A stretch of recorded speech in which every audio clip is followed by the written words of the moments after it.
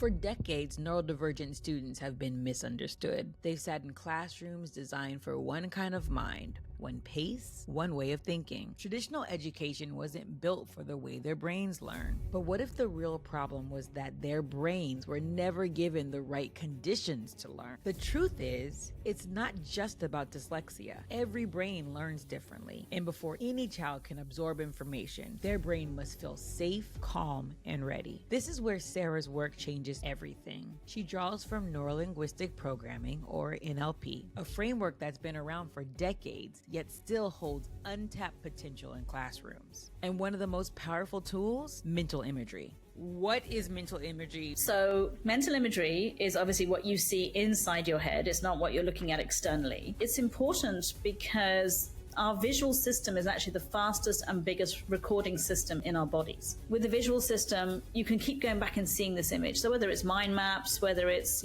creating a movie of what you're reading, whether it's just seeing the word in your mind's eye, all of these things play a huge role in terms of learning. And there's a lot of research done on mental imagery and the role in academia, mainly from the 60s and 70s. The rules that we learn in phonics break down very quickly. We have silent letters. So if you can't see the word and you know that's the word in the context that you're using, then how are you going to spell it? And how are you going to handwrite it clearly? It's not going to happen. Every child can thrive once we meet them where they are. This is what happens when we stop forcing every brain to fit one mold and start teaching in ways that truly honor how each mind learns. The Joy of Neurodiversity podcast with Joy Buckner and Sara Haboubi.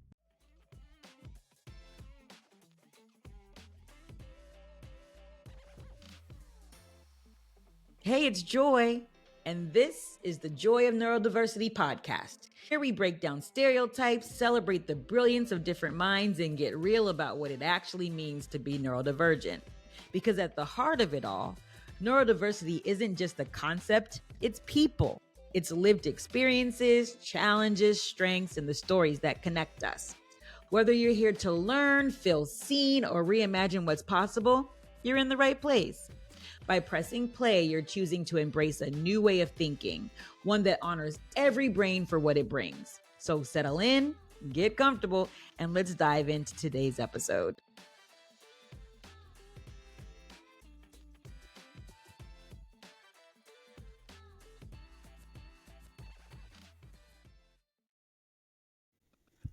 Sara, welcome to the Joy of Neurodiversity.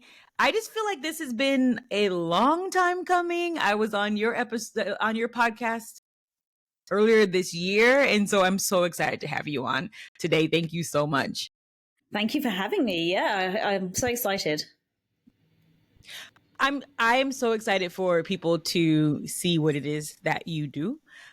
You have literally changed my life. So I cannot wait to share with people. I was thinking it was around this time last year that you and I met each other and you like blew my mind. So, I love that. Yeah, that's kind of what I do. Sara the mind blower. So I guess we're just going to jump right in. The other day, you and I were talking about education and different things that are going on. And we were discussing how in education, it's really the only sector where we have been doing things the exact same year, like the exact same way for centuries.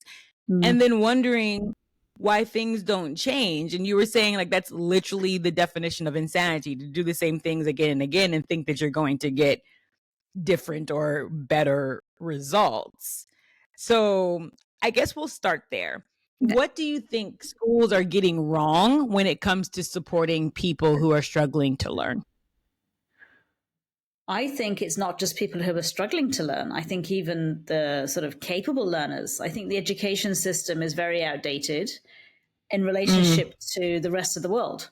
How is the rest of the world evolving? How is the workplace evolving? How is the healthcare sector evolving? Like all these other sectors are adapting, obviously, to the way that we are, changing, the way that our relationships are changing, the way that, particularly technology. I think technology is going to be the thing. There's always a disruptor, and I think when they thought electronic whiteboards came in, that was going to be revolutionizing, education. But really, it was just an electronic version of a chalkboard. No chalkboard, literally. It didn't really do anything else.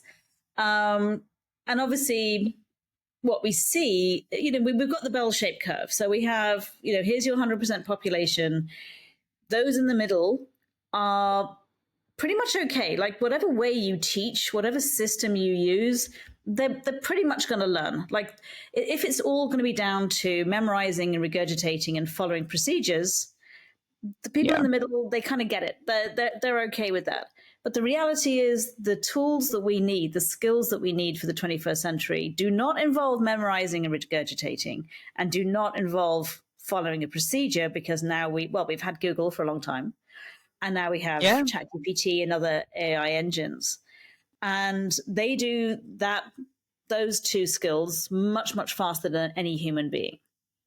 So what do we need then? We need these skills that are actually going to help students find who they are, find what they're really good at, and find how are they going to become a really productive member of society and be happy. I mean, ultimately, isn't that what school's about? Isn't it about, what we think it is?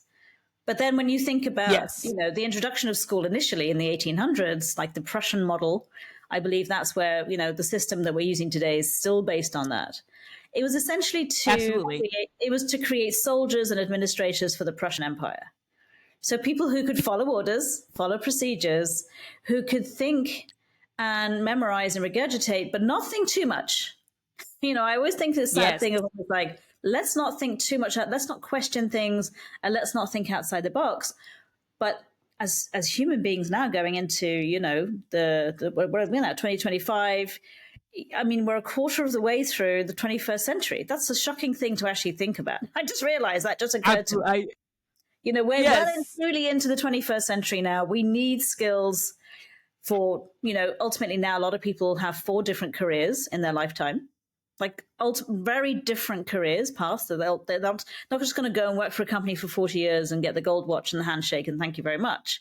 That doesn't happen anymore. So how do people have resilience? How do people become leaders? How do people become collaborators? How do you improve your communication? How do you what about critical thinking? I mean, that's really not involved in school at all. So I think if your aim is just to provide soldiers and administrators, the system is great. It still has that, that function. But if you want people to be able to think and actually harness great minds, which most ND people have, it's just not suitable to the school system. What are we going to do? So I think that we need to really ultimately look at what is the purpose of school, and what are we looking for in terms of helping students? What skills do we really want them to have at the end of the day? Absolutely. I was thinking about when I was preparing for this, and just this first question, in relation to neurodivergence in particular, but anyone, when I think about it, and anyone in students who need to be identified to get supported in a way that's kind of on the margins compared to anyone else in the class. And my mother is a senator. She just retired, but she did a good amount of legislation on dyslexia. And I just happened to be home in Colorado, and she was having people come to the Capitol that day to testify. And I was listening to these families and these students who were testifying about, their experience in school. And it like mirrored what had happened with me 30 years before. Exactly. And then the struggles that the parents were having with finding people to assess or to just help them figure out what was going on with their child was exactly the same thing.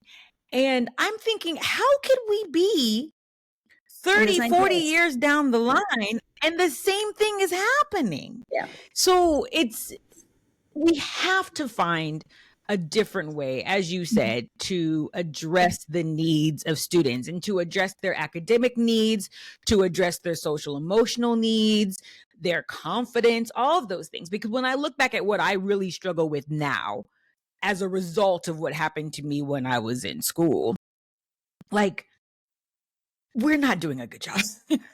We're not doing a good job. I mean, I think they've changed the name. I think they've changed the name of what they're doing, and I think they've added a few more labels in for kids. and there's a bit more training, and more kind of, on the periphery, that those sort of ancillary services, but it's not going into the coalface. It's not reaching the mainstream classrooms. And that's my intention. My intention is to help the mainstream class teachers and the subject teachers to have an understanding of how they can serve all of their students, not just the ones in the middle. Yes, absolutely. And just to that point, for everyone to recognize that we're all neurodiverse, right? We're all on a spectrum. Everyone is there. And so we need to stop thinking of our struggling students as being different from our, I don't want to say more abled students, but the students who kind of fit into the way that we teach, and they benefit from that. I mean, I think calling them the students in the middle is probably the best, because the way they're taught matches the way they learn. So that's basically the bottom line. Exactly. The middle ones, and I've always been a one on the margin, and so absolutely yes. So I'm so happy to explain to just dive into this today. But I was trying to figure out what was going to be the best way to introduce the work that you're doing, and I think that it's important that everyone listening first understands NLP, or neuro-linguistic programming, because so much of what you do is rooted in that. And I didn't know. I mean, I thought that I knew what NLP was. And then I took your course and realized I had no clue. However, it has been, I know I say this to you all the time, but it has been life-changing and opened my eyes so much to the way that our brain and our subconscious, and just the way that, just how it impacts the way that we see the world. So for people who have never heard of NLP, can you tell me what it is? It's a really great question.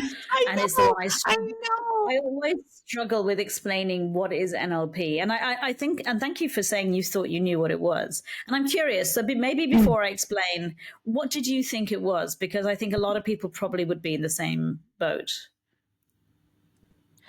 So I thought that NLP was kind of looking at the way, like, what people are saying and what is like the underlining meaning beneath their words, in a way. And now it's kind of hard for me to remember what it was that I really thought it was. I just knew that I was wrong. But now that I know what it is, it's hard to go back. But I really thought that it was more to do with language and understanding people's language and using that to kind of decipher what it is that they really mean. And I understand that sometimes that does come into play, but I did not recognize how much it's looking at your subconscious mind. I didn't. Yeah, I was completely off.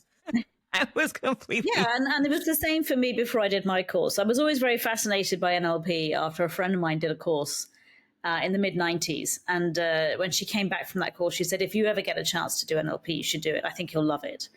And at the time, I couldn't possibly afford it because I was just a graduate, out of university. So my background is actually engineering. So I have that kind of brain anyway, which is very much about finding what exactly is the problem and then what's the solution. So that's, I think, if we can come from that premise alone, I think straight away, it's not about just talking about the problem. It's like and most people think that the problem is actually what they're talking about, but really what most people are talking about is the symptom. It's the symptom of something that's happening much deeper. So if you can find out what the real problem is that these symptoms are pointing to, now you're in a much better position to discover what the solution is. So it's very solution focused. It's very outcome focused. And before I came on, I was having a swim this morning, and I was like, okay, I know you're going to ask me this question. I was like, how the hell am I? How am I going to answer this question in a kind of succinct way? So I think the best way to say is, first of all, it is a model of the brain and the mind. So it's a brilliant model. It's called the NLP communication model, and it explains how are we having the experiences that we're having versus how other people are having their experiences. Why is everyone different? You could have 20 people in a party, and if you interviewed them all the next day, you would have 20 completely different versions of what that party was like, what was going on. So why is that? Why are we not all having this very exact kind of shared experience? And that's because we are filtering the world. So we're not paying attention to everything. We're only paying attention to what we think is important.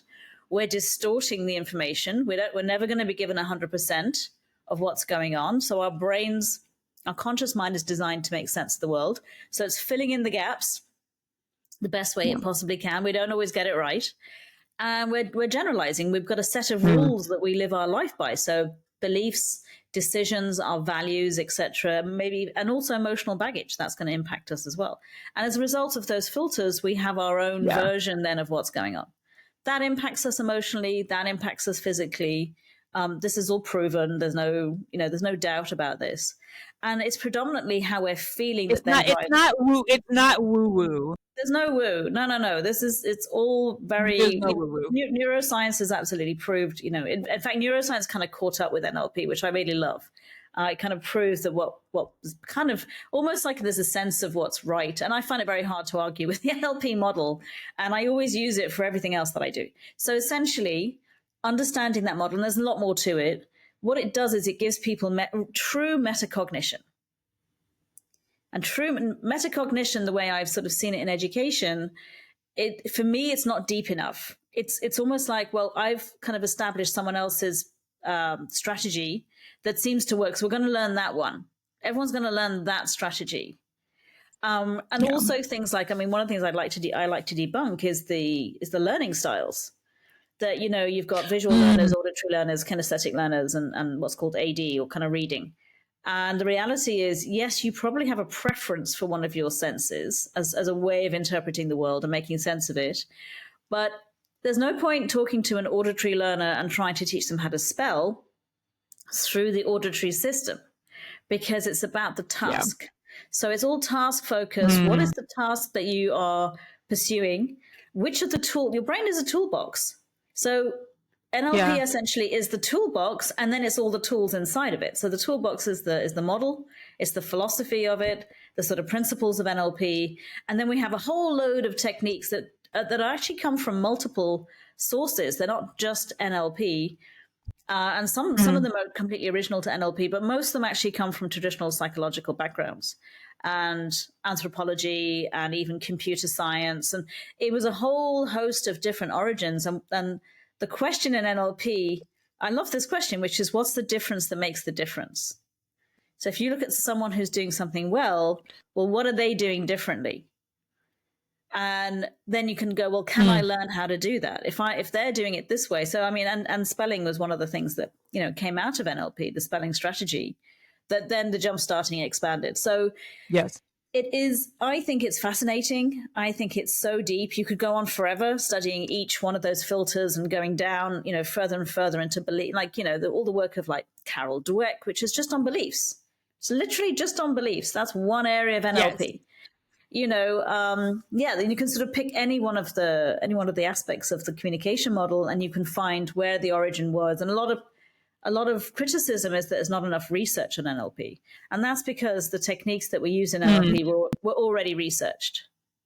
They just weren't called NLP. So it's like, it's a toolbox, and it's a wide variety of tools. And language is, yes, language is one of them.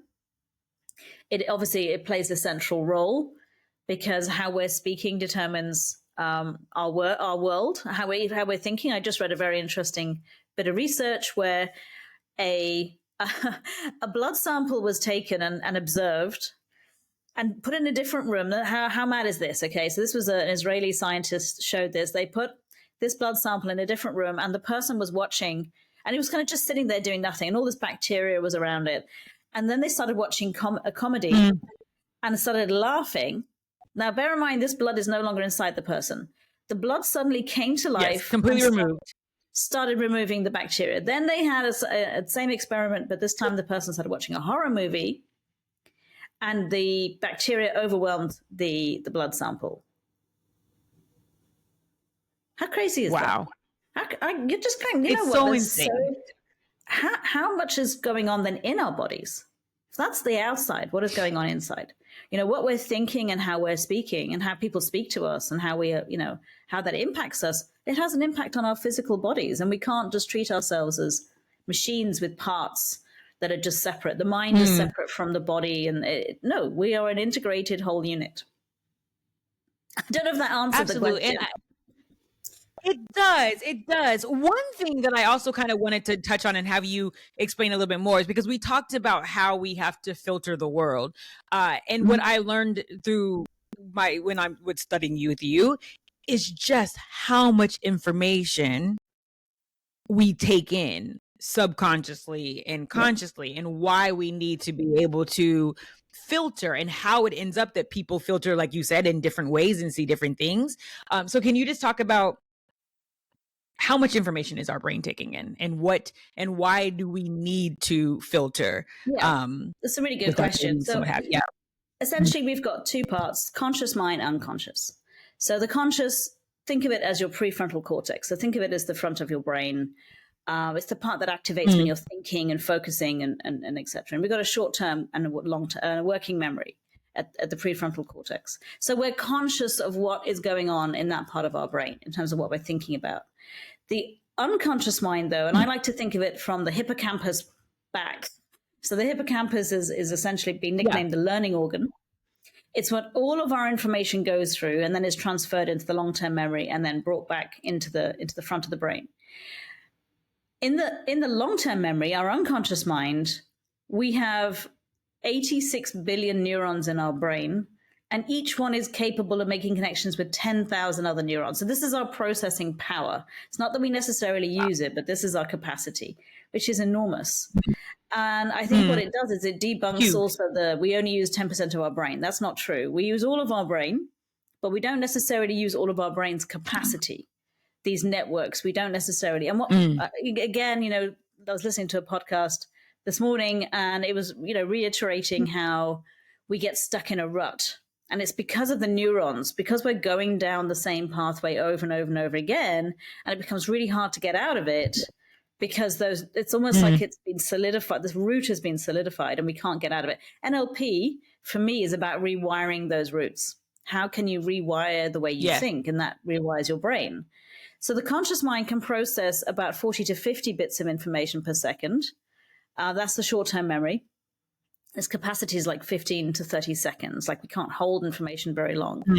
But the unconscious mind can be a lifetime, and it's this huge capacity. So because we've got such a limited capacity at the front of our brain, and we've got, over 11 million bits of information coming in through our senses, we have to filter. The unconscious mind can process all of that information.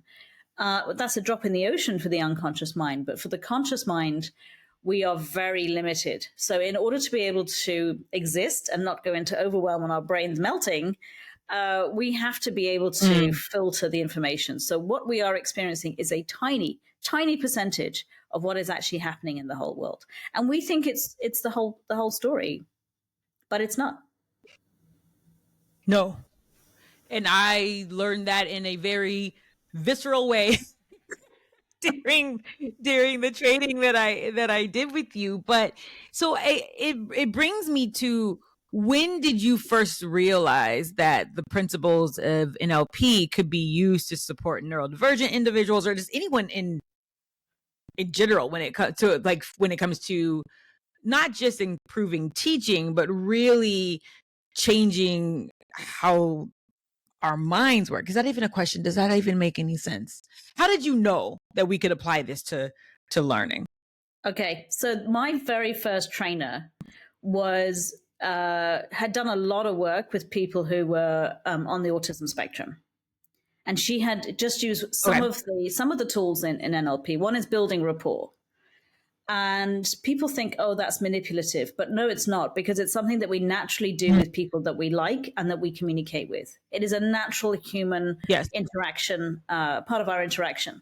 So what she found was that trying to get somebody who was quite stuck in their mind and unable to really kind of connect with the outside world very well, trying to just bring them out of their world and make them behave differently didn't work. Whereas if she matched and mirrored maybe some of their stemming and rocking and things like that, she'd actually noticed that she could sort of go into their world and then help them come out of it in some way, which I thought was fascinating. So that was the very first introduction I had to this idea.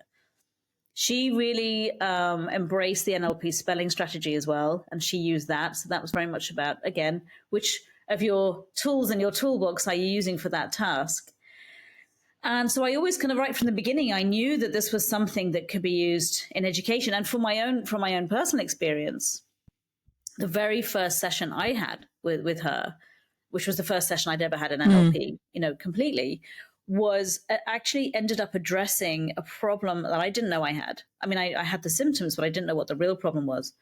That I had adopted a belief when I was 15 and I went to boarding school that being clever was not safe, that it wasn't safe for me to show that I was intelligent in any way. No, I'm not sort of saying I'm a super brain. I mean, I have a reasonable level of intelligence and I have just worked hard. Well, you kind of are. I'll accept the compliment, but so it was funny because my problem that I went in with to her to talk about, to kind of address, was that if someone paid me a compliment that I was clever, I actually wanted to kill them. So luckily, Joy, I'm over that, so it's okay, you're safe. If it was anyone, and I was like, this is so weird. I was like, this is such a weird problem to have. Why am I having such a negative reaction to a positive comment? And it was only through 20 minutes. That's all it took, by the way. 20 minutes, she just asked me some questions. And suddenly my unconscious mind presented this memory that I had up until that point forgotten, of this interaction with a couple of other 15-year-old girls when I was 15. And it wasn't a particularly aggressive conversation or anything like that. But my brain just went, I'm standing out like a sore thumb because I'm getting A's. And they couldn't understand me because I had a sense of humor as well. So I was like this anomaly. I was like an A student with a sense of humor. And they were like, we don't know which camp you belong in, the squares or the rebels. Bear in mind, this is the 80s. So for those of you who don't understand that vernacular. So I was not a nerd and I wasn't, kind of the cool chick. They were like, we don't know which camp to put you in. And I was just like, I didn't even know I had to be in a camp. And obviously at 15, you want to fit in, you want to protect yourself from being bullied, you don't want to be rejected. And my unconscious mind, which is, our unconscious mind's primary role is to keep us safe, made this ridiculous decision. And this belief then operated for 16 years. And it sabotaged all of my education from that point until I was 31. So my very first session, when I realized this was a decision I'd made at 15, and the impact it had had on my life, immediately my thought was, wow, how many other people in the world could have made similar decisions or adopted any kind of belief that then held them back? It wasn't true, but because we believe it to be true, we act on it and we behave as if it's true. So I thought this has to be in schools. Yeah. That was one of my very first, the sense I had with NLP was like, wow, if all the teachers knew this, what kind of, we'd probably have world peace. And I'm actually not exaggerating, because people would start to respect each other's world and realize we can't be right. We have what is right for us, and sometimes we're not. We're operating from things that are not right, like negative beliefs. And the most common negative belief that I actually work with, I've had thousands of clients at this stage since 23 years, is I'm not good enough. I'm not enough. I'm stupid. I can't do this on my own. People won't like me if I'm clever. People won't like me if I'm dumb. I mean, these are, and everyone has this somewhere. Everyone has negative beliefs somewhere inside of them that makes them behave in a way that is not actually the best way to behave for them. So then it was until 2010, I worked with a secondary school working on behavior issues and exam stress, things like that. And in 2010, this was the last year I actually worked at the secondary school, I was given a list of 40 first and second year students. So on Ireland, that would be like 12, 13. And I was like, what do you want me to do? And this is a huge list of students. I had all the other students as well throughout the school to work with. And I just said, I don't get it. This is a really big list for me to work with 3 mornings a week. I don't know what you want. They were like, we want you to help them with their literacy and numeracy. It's like, you do know I'm not a trained teacher. They said, yeah, but you've had amazing results. We've just, in the last 5 years, we've just seen the most incredible results with students who were kind of written off, and they have a couple of sessions with you and suddenly, and that's because we're addressing beliefs. I'm not addressing strategies necessarily. And I was like, well, what have they been doing in primary school for 8 years? How did they not learn how to do these things? And then I saw just how, particularly in secondary level, it just becomes, it's embedded, and then it is, I can't think of the word right now, but it basically, it becomes compounded. This problem is compounded because they don't even get the help probably till about halfway through the first term when they arrive. So in that case, they've missed half a term. That means sitting in class totally lost. Then they get taken out of class. So I think this is something we were going to talk about as well, this word inclusion. So they get actually excluded from the mainstream class, where they get resource or whatever they want to call it. They're taught the same thing in the same way, but slower, in order to catch up. Yeah. And I was like, this is like Bart Simpson. Isn't it? Bart Simpson has something. It's like, yeah, they take me out of class to teach me half the stuff in twice the time so I can catch up. And I was like, that's literally what's going on. And then they go back into class and they don't know what's going on. And then they start, and their confidence is completely shattered at this stage. They really don't believe they can learn. They really believe they're stupid. They act out. There's a lot of behavior issues. And it wasn't until I was able to get permission from the parents and I could see the EdPsych reports that I actually found that majority of them, I call them the alphabet kids, ADD, ADHD, ODD, and then dyslexia, dyscalculia, dyspraxia, etc. And I was just like, whoa, what's going on? Some of these children had 5 or 6 diagnoses. And I was like, okay, but I don't know what that really means. I was like, I don't care about the symptoms. Remember, symptoms are not the issue. I want to know, where is it coming from? So I had this question in my head, which was, what is it I don't understand, particularly about dyslexia, because that was the most common label. That if I understood that, what was really going on, I could actually help these students. And the universe always provides and guides, guides and provides. And I met an amazing lady called Olive at a conference, and she had developed this process because she is dyslexic. She's an author and she's ADHD, and she's also, on the spectrum. And in 45 minutes, my mind was blown. I just sat in her talk and I went, she's got it. She's actually identified the actual root cause of why someone with dyslexia cannot learn. Not that they, in that middle, in the way that they're being taught. And it's, at the end of the day, someone with dyslexia or ADHD, that's the way your brain's wired. It's not about, we don't want people whose brains are wired that way to try and shove them into the middle and make them learn the way everyone else is learning. They learn the way they learn. The question is, what's stopping them from learning the things they need to learn in a way that suits them? Everyone learns. You don't need to be taught how to learn. Babies learn. No one's teaching a baby how to learn. Babies learn. Our brains are always learning. The question is, what's stopping them from learning what I call in the box, stuff. The school stuff is in the box. They're great at out of the box. They're great at creativity. They're great at, seeing patterns, seeing solutions that no one else can see. But they're struggling with the things that are in the box that are very, kind of what appear to those in the middle to be very simple. And when she explained, the 2 parts are basically very simple. Are you learning ready? Is your brain actually able to take information in? Because brains in pain cannot learn. There's no way, because you're in fight or flight mode. So how can you learn something? Your body thinks you're in danger. It doesn't care if you've got a quadratic equation to solve in front of you. It's like, what's that got to do with my safety? And then the other side was the power of mental imagery. And my mind, as I said, was totally blown wide open. And I was like, this is amazing.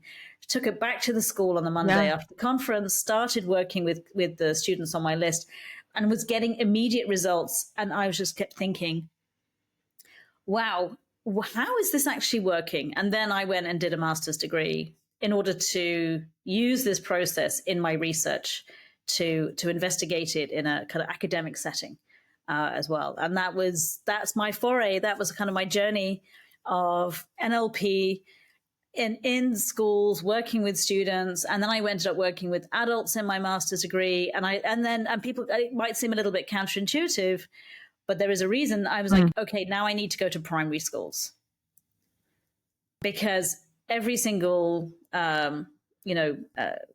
volunteer who was on my research said the same thing. If only I'd known this when I was 5. If only someone had taught me this when I was 5, my life would have been different. Absolutely. So much. And I think that I don't want to skip over the part where you said, is your brain ready to learn?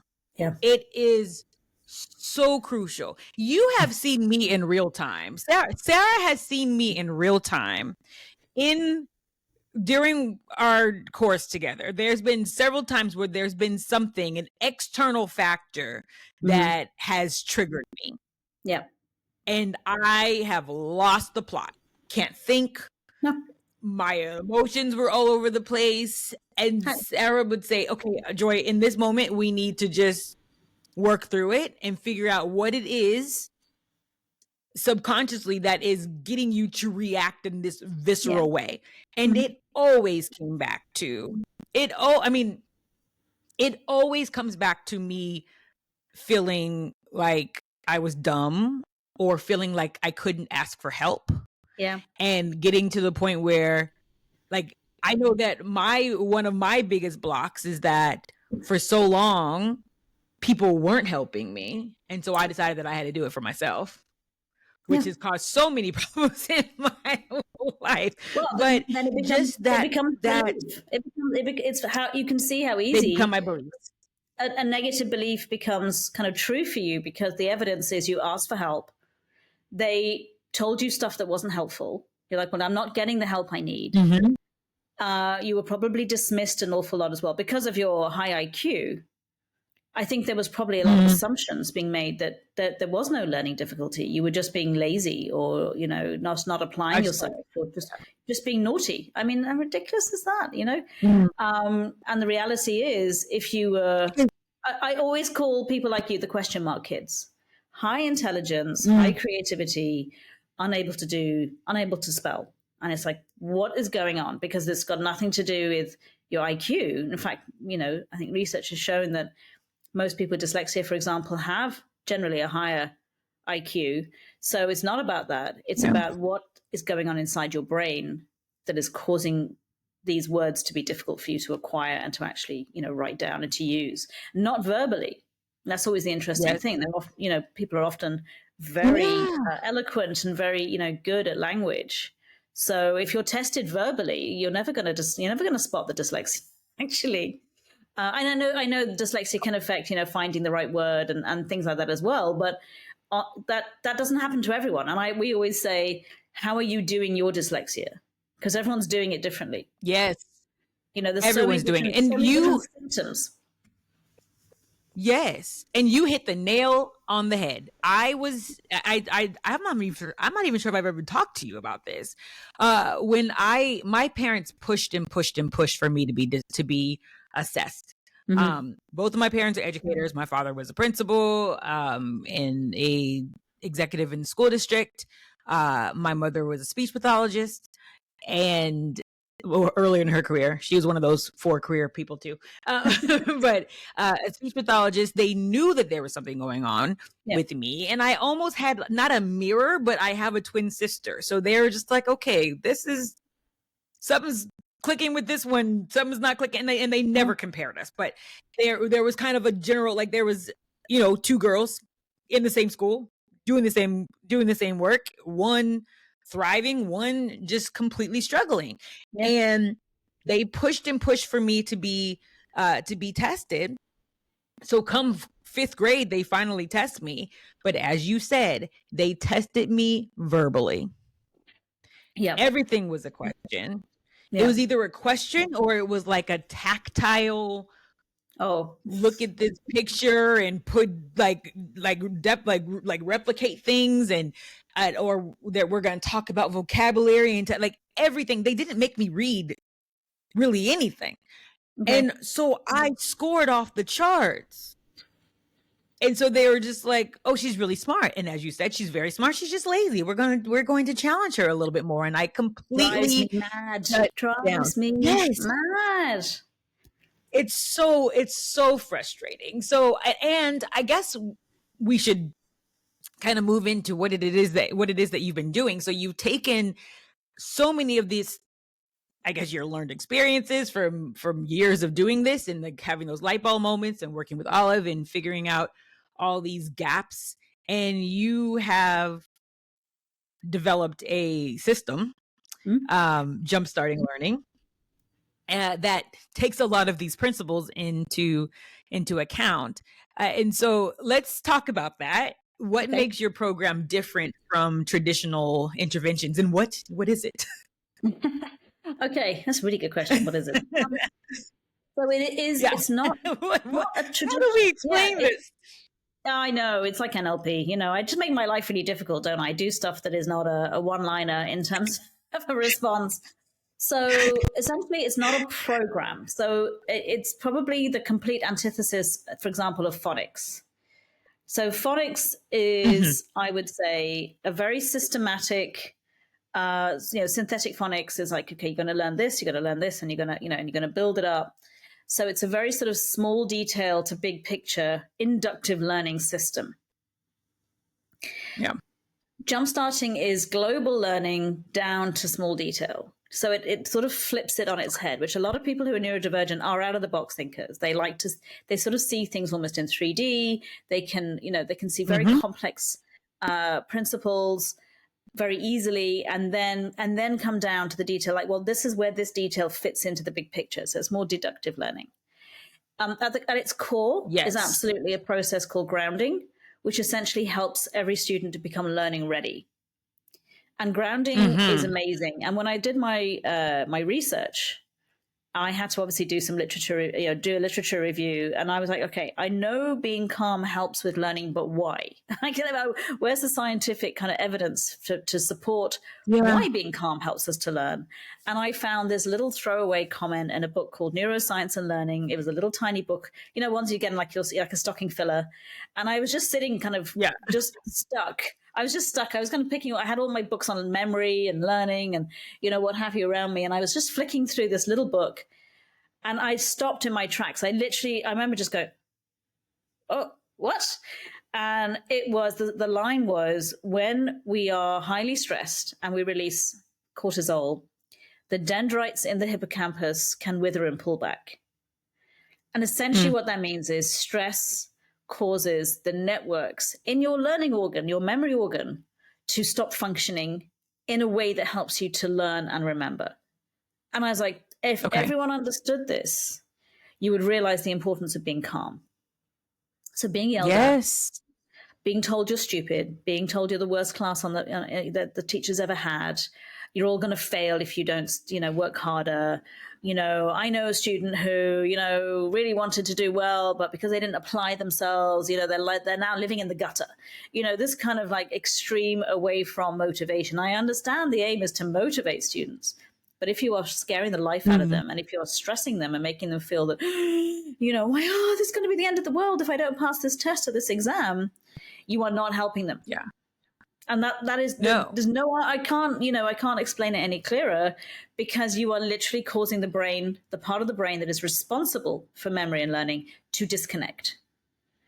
So we have to calm the amygdala. From that, I'm sorry, I didn't mean to interrupt, but even from that standpoint, so even if it's not children or anyone learning who is in that moment stressed or, getting in trouble or what have you, for me, just going into school, I was dealing with shame. I was dealing with embarrassment. I was anxious.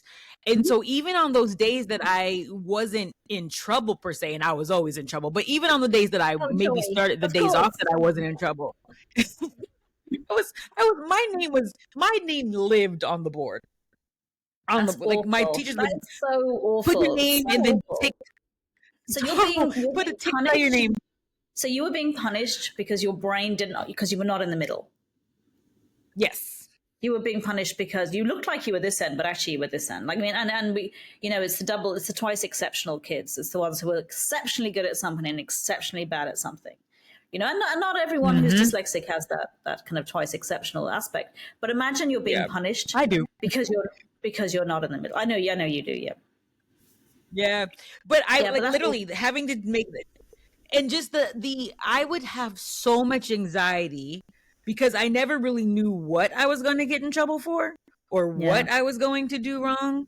And so I just kind of lived in this constant state of shame because I couldn't do it, embarrassment because I couldn't do it, and then anxiety because I knew at some point I was going to get in trouble for doing something that was just me existing. And then having to take like the walk of shame up to the board and tick your name. And then your classmates are looking at you like she doesn't want to learn. She's always in trouble. So from there, I honestly don't know how I learned it all or how any children, any person who was living this way. And I've met thousands of neurodivergents, and all of us kind of have that same shame, embarrassment, being told that we're lazy or disruptive. And so all of us are kind of living in that state. And so we're not able to learn because like our brains are never able to settle. And what I appreciate about you, Sara, and you saying this is that with me, even as learning as an adult, you'd be like, Joy, we just need to ground you. Let's like ground you, get you back to where you need to be. And then my brain can actually learn. Yep. You can't, even the people in the middle, like myself, I would say I'm in the middle learner. Being stressed doesn't help. And I freaked out I did A-levels. I was in boarding school in England, and I did A-levels, and I did maths, physics, and economics were my subjects. And physics was my best subject. Well, I did engineering, and physics was actually my best subject. And I could boast and say I was top of the class, but it was a girls' school. There was only 3 of us. So it wasn't that big an achievement. Okay. But when I went into my very first A-level paper, which happened to be a physics paper, the shutter came down. I had one of those experiences where I was looking at it thinking, wow, they're doing it in Mandarin this year. And I don't know Mandarin. It was like, oh, wow. I had these voices in my head. One was going, you know this. Like I could recognize that I'd studied it, but my other side of my brain was going, but where is it? And it's like trying to remember a dream. The harder you try to remember something, it's like it was literally slipping through the fingers in my brain, I guess. And I just got more and more stressed. The more stressed I got, the less I could remember. And I absolutely failed that paper. I answered about 5 out of 30 questions from what I can remember. And I should have got an A, and I ended up getting a C because of this. And it was nothing to do with my knowledge, my intelligence, my capability, etc. It was all to do with the emotional state I was in that exam. And I'm really grateful for that experience. I'm so grateful for that experience. It hadn't happened to me before, and it hadn't really happened in the same level after. That was the worst time I ever had it. But then I had this fear that it was going to happen. I was living with this fear that I was going to completely blank out in an exam. It happened to me in a driving test as well. I was like I'd never been behind the wheel. And I remember thinking the driving test, the examiner must have thought, why is she taking her test? Has she ever even driven a car before? My brain just had like this complete meltdown. I nearly went through a level crossing when the lights were going red. And he was like, luckily dual control car. And he said, well, you might want to take the risk, but I don't. So, it happens a lot with people is high levels of stress will disconnect your ability to think clearly. So, but if you are ND, it's even worse because it's probably happening all the time because your stress levels, are, and again, because of this ridiculous feeling of shame that's been put on you by people not explaining to you, you not understanding, getting in trouble for being you. I mean, how ridiculous is that?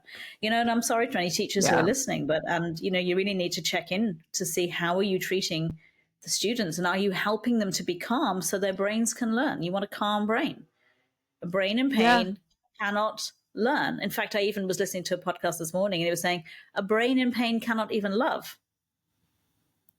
Because how about that? I was like, whoa. And of course it makes sense because if you've got high levels of cortisol, then you cannot produce oxytocin, which is the connection hormone. So stress is a killer, and it is definitely the enemy of learning and memory. So if you only just took that one piece away from today as an educator, as a parent, I think you can make, and I've seen it happen in schools where they've adopted this. They've done the training and they brought the grounding in. And the next day, the school has changed. It is immediate. It doesn't take time. It's so simple. Oh, it's so easy. And it's so simple. And it's really changed so much. But I want to come back because I knew we were going to do this, Sara. Because we're going on tangent. I never answer a question directly. I go off on a journey. Well, it's not really. It's not you. It's but there's so much to this, and but for me, I think it's very important that we talk about what you're doing with Jumpstarting Learning, because I know it's something that's going to help so many people. It's different from traditional intervention. So can you just take us back to what that is? Because I feel like I got us off, but we were talking about the grounding and so important. And then we can maybe talk a little bit about how you introduced me to it. Yeah. So that's the centerpiece of Jumpstarting. It's about the brain having to be ready to learn. So how do we help students to be ready to learn across the board, across the whole bell-shaped curve? It's not just for people either end. Then the second part is the mental imagery. So you have to understand mental imagery is obviously what's going on inside your inner eye. What are you seeing inside your brain? And are you using mental imagery for words or numbers? So this applies equally to dyslexia or dyscalculia. And what Olive realized was it wasn't enough, because the NLP spelling strategy it's based on modeling a couple of hundred average spellers. And modeling was like asking them questions. What are they doing internally? Not looking at external behavior. And this was Robert Dilts who did this in the 80s. And actually a university in Canada, I think it was Montreal, actually took this process and actually tested it with a control group, etc. And that was really fascinating. So if I just go to the NLP spelling strategy, then I'll explain why Jumpstarting is kind of like a step beyond that. So what he discovered was that average spellers were all pretty much doing the same thing inside their heads when they were spelling. They heard the word or they thought about the word that they wanted to use. They would look up predominantly to the left. Their eyes would go up. So about 80% of the population will go to the left, about 20% will go to the right. In their mind's eye, they could see the word clearly. And they would feel a feeling of familiarity, like, yep, that's the word. And then essentially what you're doing is you're copying down onto paper the word you see inside your mind. Very simple. Yes.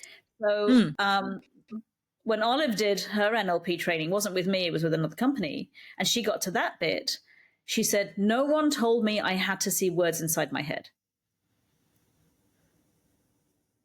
And she went around the group and went, do you see words? Do you see words? And then she realized she could see numbers very clearly. And she's a mathematician. She did a maths degree and worked in software engineering. And she realized that if someone was struggling with numbers skills, then they also were struggling to see the numbers clearly inside their mind's eye. So mental imagery is crucial for actually everything in education. So wait, Sarah. That is oh my God. I'm having a little aha moment, because you've not ever said it to me like that before. You know me and my light bulbs. We need a little light bulb. I struggle so much with math and I never see the numbers in my head. Yep. There you go. So how can you do mental arithmetic if you don't use your mental imagery? You're trying to hold the equation auditorily, and your auditory system is sequential. Your visual system is simultaneous. So you can see things as a whole. If you're just trying to use your auditory system, it's slower, it's harder, and you have to do what's called a phonological loop. So you're basically repeating the whole thing round and round and round to try and hold it. That's a lot harder and a lot more work than just seeing it in your mind's eye. So that was really interesting. So, excuse me, I just need to blow my nose. So I'll just talk a little bit about the research that they did in Montreal. Me too. I'm sick too. It's that time of year. So this was really fascinating. So they took Robert Dilts' spelling strategy and they got 4 groups. So they had a control group. These were average spellers. These were not like amazing spellers. These were all average spellers. So they tested their spelling ability at the beginning.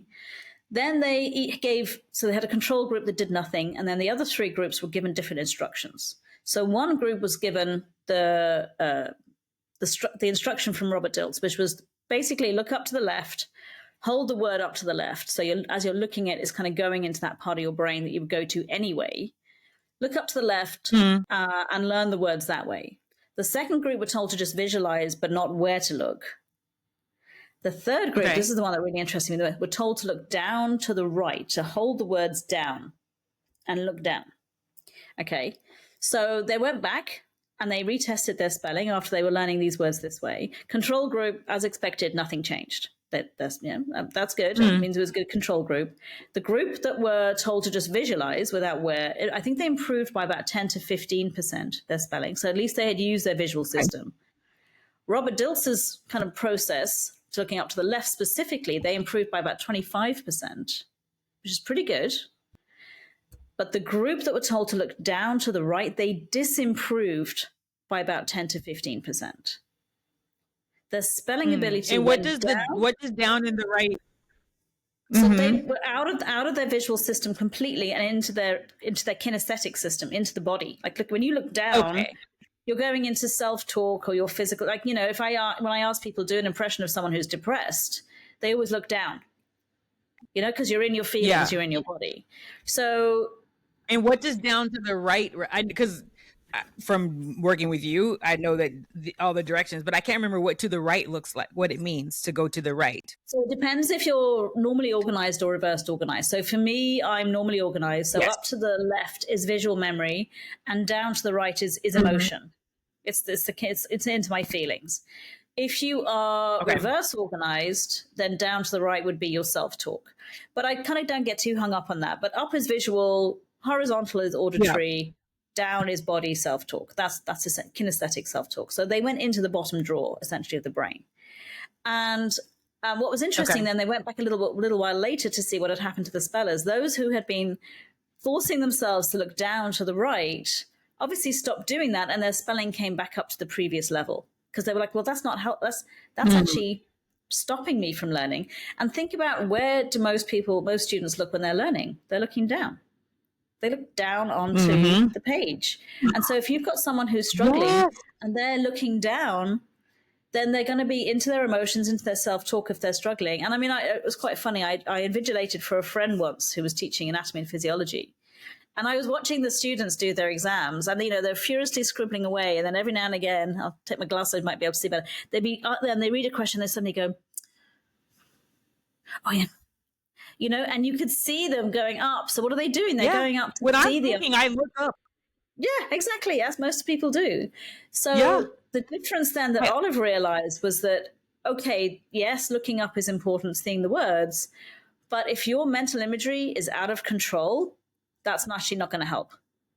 If when you look up, you can't see the word clearly, maybe there's too much information, maybe the letters are spinning around, maybe the whole word is transposing, maybe there's multiple screens, which is what we see with ADHD. It's not just even one screen. It's like multiple tabs are open all at the same time.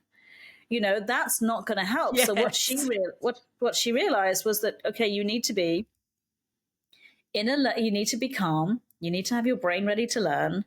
You need to investigate, first of all, what's going on with the mental imagery with that student, get them to understand their own brain, and then teach them grounding, and then go, right, now let's go back and let's see if we can control it. And basically that's what we do. So we're looking at the mental imagery, we teach grounding, we go back to mental imagery. You can see now you've controlled it. So for example, a friend of mine who had a very talented interior decorator, who was highly dyslexic. When we had this conversation, she said, I'm going to go and ask, Dave, whatever his name was, what he's thinking. So I said, okay, just give a word and tell him to think about it, and then ask him, what is he thinking? So the word she used was giraffe. And she said to him, can you think of a giraffe? And he's like, yeah. And she said, okay, but now describe what you're seeing. He was like, well, it's kind of the whole Serengeti. There's probably about like 20 giraffes, like mom, dads, babies. There's wildebeest, there's lions, there's the trees, there's the birds, there's the whole, those like really, beautiful trees. And she was like, I only said one word. I said giraffe. He's dyslexic? He was highly dyslexic. Because that's exactly where my mind goes too. I see the whole scene. So think about that in a classroom. A teacher says, okay, we're going to learn this word today. Someone who's got an amazing imagination, whose brain goes off, like a explosion. The teacher's trying to teach this word. The question is, where do you put the word in that scene? Where is it going to go? Where is it? Like, what are you going to put it on? So we have to teach that. We don't want to stop someone having that amazing creative brain. We want to give them choice. So the grounding process gives that person a choice to either go out of the box or be very calm and go into a much more boring, flat, two-dimensional, picture that you can then put the word on it, and the brain sees the word and the image together, which is where we start. And then we move on to abstract words. But so what I love, and reason why we call it, so Paula, who was my co-developer of Jumpstarting, we called it Jumpstarting because essentially what you're doing is you are jumpstarting the visual part of the brain to actually activate it for words, because it's already been used for other stuff. And I think this is what happened to you when I met you, because you were saying to me, "Oh, I'm an auditory learner." I was like, "No, you're not." I said, "You can't be. If you're dyslexic, there's no way." My mind has still been blown about this. So for everyone listening, I met Sara at a conference, and we both were exhibitors at this conference. And my colleague went and was like, and pulled Sara over and was like, "Sara, this is Joy. Joy, this is Sara. You guys both, yeah, you both work with dyslexia." And so I'm speaking to her, and I don't know, it came about that we were talking about my dyslexia, and Sara was like, I told her, I was like, "Yeah, I'm very visual. I mean, I'm a very auditory learner." And she looked at me and she's like, "Yeah, no, I doubt it." I was like, "No. My entire life, people have told me that I am a extremely auditory learner. That's how I learn." And I don't remember what question you asked me, but you asked me one question and I was just like, oh, okay, no. When someone speaks to me, I literally map out whatever they're saying completely in my mind. If someone asks me, how do I get to, I don't know, Dubai Mall, I literally make a detailed 3D map in my mind that tells me 4 or 5 different ways that I can get there. And I do that with every single thing I think about. I think what you said, Sara, you said most people with dyslexia are just so extremely gifted when it comes to their vision, like the visual way that sense, they process things visually. The visual skills. That they're so gifted that your brain can't even comprehend everything that you're able to do. You can't keep up with it. And you can't keep up with it. Yes. So from that moment, I was just like, wait a minute. And so I had to really start being conscious of, how do I think? And I always think visually and map it out in my mind. And I never thought about it. But then if you pair that with the fact that when I read, and I have Erland syndrome in addition to dyslexia, and I don't struggle with it as much now. I'm able to control it for the most part. But when I was learning to read 5, 6, 7, 8, up and, past, well into my 20s, anytime I was looking at words, they were moving around or jumping up and down on the paper or falling off the paper like popcorn. And so it was so difficult for me to deal with that. It's the only way I can say. And you didn't even realize really that other people, that wasn't happening for them. Because we don't know what other people are doing. No one told me. You didn't realize, you didn't know. No one ever told me. No one ever asked you the question, Joy. This is the thing. So my question is always, what is going on with your mental imagery? When I work with a student or I train my teachers to do this, the question is always, we need to understand the student's mental imagery. And you only need to ask the questions once. Once you know, you don't need to keep doing it, because that student now knows, okay, so I need to look up to the left, or I need to look up to the right, and I need to be grounded, and I need to check that the picture is still, and not moving all over the place and not flipping. So with Erland syndrome, it's very interesting because Olive's done a lot of work with that as well. And what she found again was, yes, I know the overlays can really help, and if it's not stark white with black letters, that can really, And the question is, why are these words floating above the page? Why aren't they sticking on the page? I mean, it's a very interesting question. I still don't really understand what's happening. However, we do know that grounding helps. That when the brain is calmer, it helps. And the other thing I would recommend with anyone who has that issue is to use a pacer, to use a pen or a finger to underline what you're reading as you're reading it. because your eyes are doing two things when we're reading. The first thing they're doing is obviously trying to keep track of where you are. And reading, by the way, we didn't evolve to spell and read. The written word is a technology. It was invented to translate the sounds that we make when we're speaking into a visual format. That's what words are. It's a technology. So we don't have a word center, a spelling or reading center in the brain. The brain uses three parts: the Broca's area, which is pronunciation; the parietal temporal region, which is the analysis. What does the word mean? And then we have something called the word form area. There's a lot of arguments about it, but I don't really care about the label. It's between the parietal temporal region and the occipital lobe, which is your visual center. And that is essentially how the word looks, or the image that comes to mind when you're thinking of the word. And Sally Shaywitz in Yale University, try saying that when you've not got your teeth in, she did some research with fMRI scans, and she was looking at those with dyslexia and those without. And she used an awful label. She had the dyslexic brain and the non-impaired brain. And I really object to that term. Yeah. I do too. I mean, ridiculous. You can have dyslexic, non-dyslexic. Well, let's just call that. So a fluent reader and someone who was struggling, the fluent reader, these three parts of the brain on the left side lit up. And it makes sense because the front part of the brain is the phonological component of the word. How do you pronounce it? The parietal temporal region, the word analysis, is the semantic. What does it mean? And then the other region, which is next to the occipital lobe, is the orthographic representation, how the word is written. So essentially, you need to fire all three areas of your brain together because a word is three components. What they then found with those with dyslexia who were struggling, only one part of the brain was lighting up. The Broca's region, the pronunciation.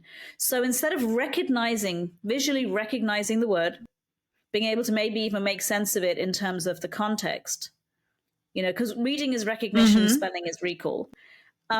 Basically, what they were just constantly focusing on was trying to pronounce the word. So it wasn't, and when someone is struggling, when they read something and there's no intonation, it's just flat. So they're not making a visual image. They're not using their mental imagery of even making sense of what they're reading, not just visually recognizing the word.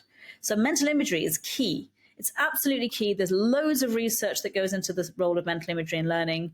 And I don't understand why it hasn't made it to the coalface. Because for me, if you don't understand the role of mental imagery and you're wondering why your students are struggling, you're going to just keep looking at them as if they're lazy, they're not putting the effort in, whatever. Maybe they're not very intelligent. So that aspect of being able to be calm, light up all three, that's the jump-starting process. We're literally jump-starting all three aspects of the brain together around a word. We're not just going to go in with the pronunciation. We're not going to break it down and put it back together again, because that's piecemeal to big picture. Most people are ND like big picture down to detail, because then the detail is like, well, now I know where it fits. Now I know what it's to do with. And the other research from Georgetown University. What's such a breakthrough, though? Sorry? I'm so sorry. It's such a, just coming from it from that perspective, it's like developing that mind's eye is such a breakthrough for people. Just when you're talking about the different parts of your brain, for instance, the form of dyslexia that I have is phonological. I have a extremely hard, I think I told you this, like when I was in India and like the names of the cities in India, like trying to break them down. Trying to break them down and figure out what the names, I almost had a panic attack. But when you're thinking about the different parts of your brain that you have to activate to be able to say those words, it makes complete sense to me. And then as you were talking and explaining things, I was thinking, okay, so if we don't have a part of our brain that is there for spelling, we have basically developed an education system that will never address the way that our brains are working. Well, is that what I'm hearing you saying? There is an assumption that there is a spelling part of the brain, that there is a reading part of the brain, and that's what you're teaching. It's like, no, because in the big scale of things, in terms of our evolution as human beings, being able to read and write is like a millisecond. Mm-hmm. It's a millisecond. Yes. And it's really interesting because actually, if you look at languages like Mandarin or Japanese or even Korean, especially South Korean, I believe it's kind of it's quite a modern language. So it's much newer. It's been like developed with very strict rules.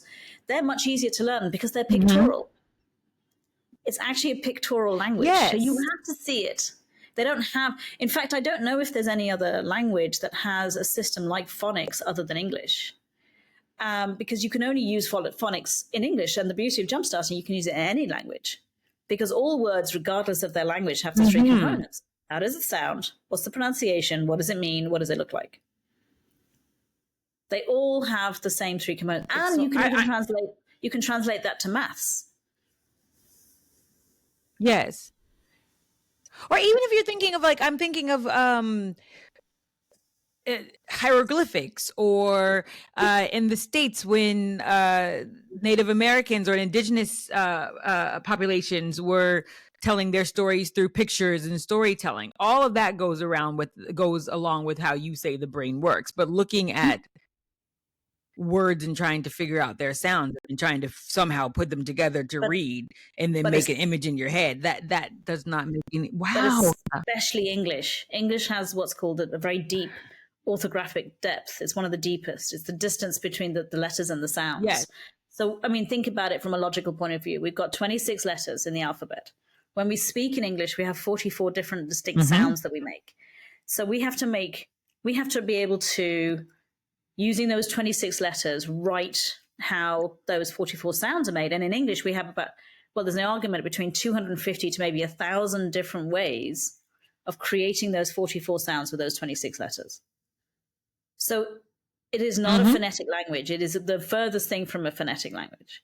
So it is and it comes from different origins. We've got Latin, we've got Greek, we've got the Normans. English was, when England was invaded, every time somebody was invaded, someone else brought in their language and their rules. So it's not a rules-based phonetic language. It's very, and like, for example, take the word indict. Why is there a C in there? Like, who decided indict you can't even hear it. So you have a lot of silent letters. You've got, it's crazy. It's a crazy language. Yeah. And my mom she's retired obviously now, but she taught English as a foreign language for over 40 years. And when she helped me, she was my proofreader of my thesis. And she just, at the end of it, she's like, I really wish I'd known this, because even teaching a language as a foreign language, this is incredibly powerful. Because think about how we acquire our first language. We acquire it, speaking, verbally. How do we acquire it? We acquire our first language visually. You're pointing at something, what is this? What is this? What is this? Yes. So you're looking at it and you're linking a label to it. So we want to use that. We want to use the pronunciation, the meaning, and then we want to put the word in it as a whole packet of information that the brain then contains. And it knows what the spelling is. It doesn't have to try and guess what it is. So that's basically the system. The system is very much about mental imagery. We start easy. We start with three-letter, what we call a POC word, which is a person, object, or a creature, so a concrete noun. We build up to 4-letter, 5-letter. So it's like the brain is doing an exercise. And eventually the brain gets, words are pictures too. We're going to put the word with the image. Then once we get that, we move on to an internal whiteboard to put non-POC words, so abstract words, prepositions, etc. So we never teach anything that is completely abstract first. We start with the concrete nouns, and the brain's like, I know this. I already have 2 out of 3. I know the pronunciation. I know the meaning. Now I have the spelling. And what we see is confidence skyrockets. Like, it's like an exponential curve is what we see. Suddenly they go, so I've got lots of stories because I've worked with so many people with this, but one's just come into my head. It was a little boy who was 7. And I worked for one of the counties in Ireland, the county council. They brought me into several schools for a term. And this little boy was 7, and I worked with him and his mum within the school setting. So we only had one 90-minute session. So my claim is, as long as someone is not neurologically damaged, I can teach anyone to spell in 90 minutes. I can teach them the process of spelling, like the strategy. So in 90 minutes, he was in with his mum. And at the end of it, I sort of, we went through the process. He was like, is that it? Is that all I have to do? And I was like, yeah, that's all you have to do. He's like, oh, I can do that. That's really easy. And I always say to them at the end, like, how many words? I like to limit it to 10, 15 minutes of practice a day. I'm like, I don't want you drilling for hours over the same words over again. And I said, how many words do you think you could learn a day? And he was like, maybe 10. And the mom, her jaw was on the floor, at this stage. And she just was like, he's never wanted to learn his spellings. He's always rejected, studying for a spelling test on a Friday and what have you. And she just couldn't believe it. So I saw him at the beginning of the year, and I was there throughout. There was about 5 or 6 schools. I can't remember exactly now. And at the end of the year, my last day there in the school, this teacher was kind of hovering around at the doorway. And she was like, can I talk to you? I said, I'm so back to back, I can't even go to the bathroom. I literally don't have space time to kind of go out. And I said, can you wait till the end of the day? Because I'm literally back to back with students. And she's like, yeah. So eventually I went to her and I said, everything okay? And she said, yeah. I just want to ask you, what have you been doing all year? I was like, were you not at the talk that I gave to the staff at the beginning of the year to explain what I'd be doing? She was like, yeah, but I didn't quite get it. And I said, well, can I ask why you're asking? And she said, so Patrick, I don't know what that was. I think it was Patrick. She said, when I started, he was in my class this year. And when I started with him, I put him into the reading recovery program. He was so far behind. I thought, wow, this kid is going to really struggle for the year.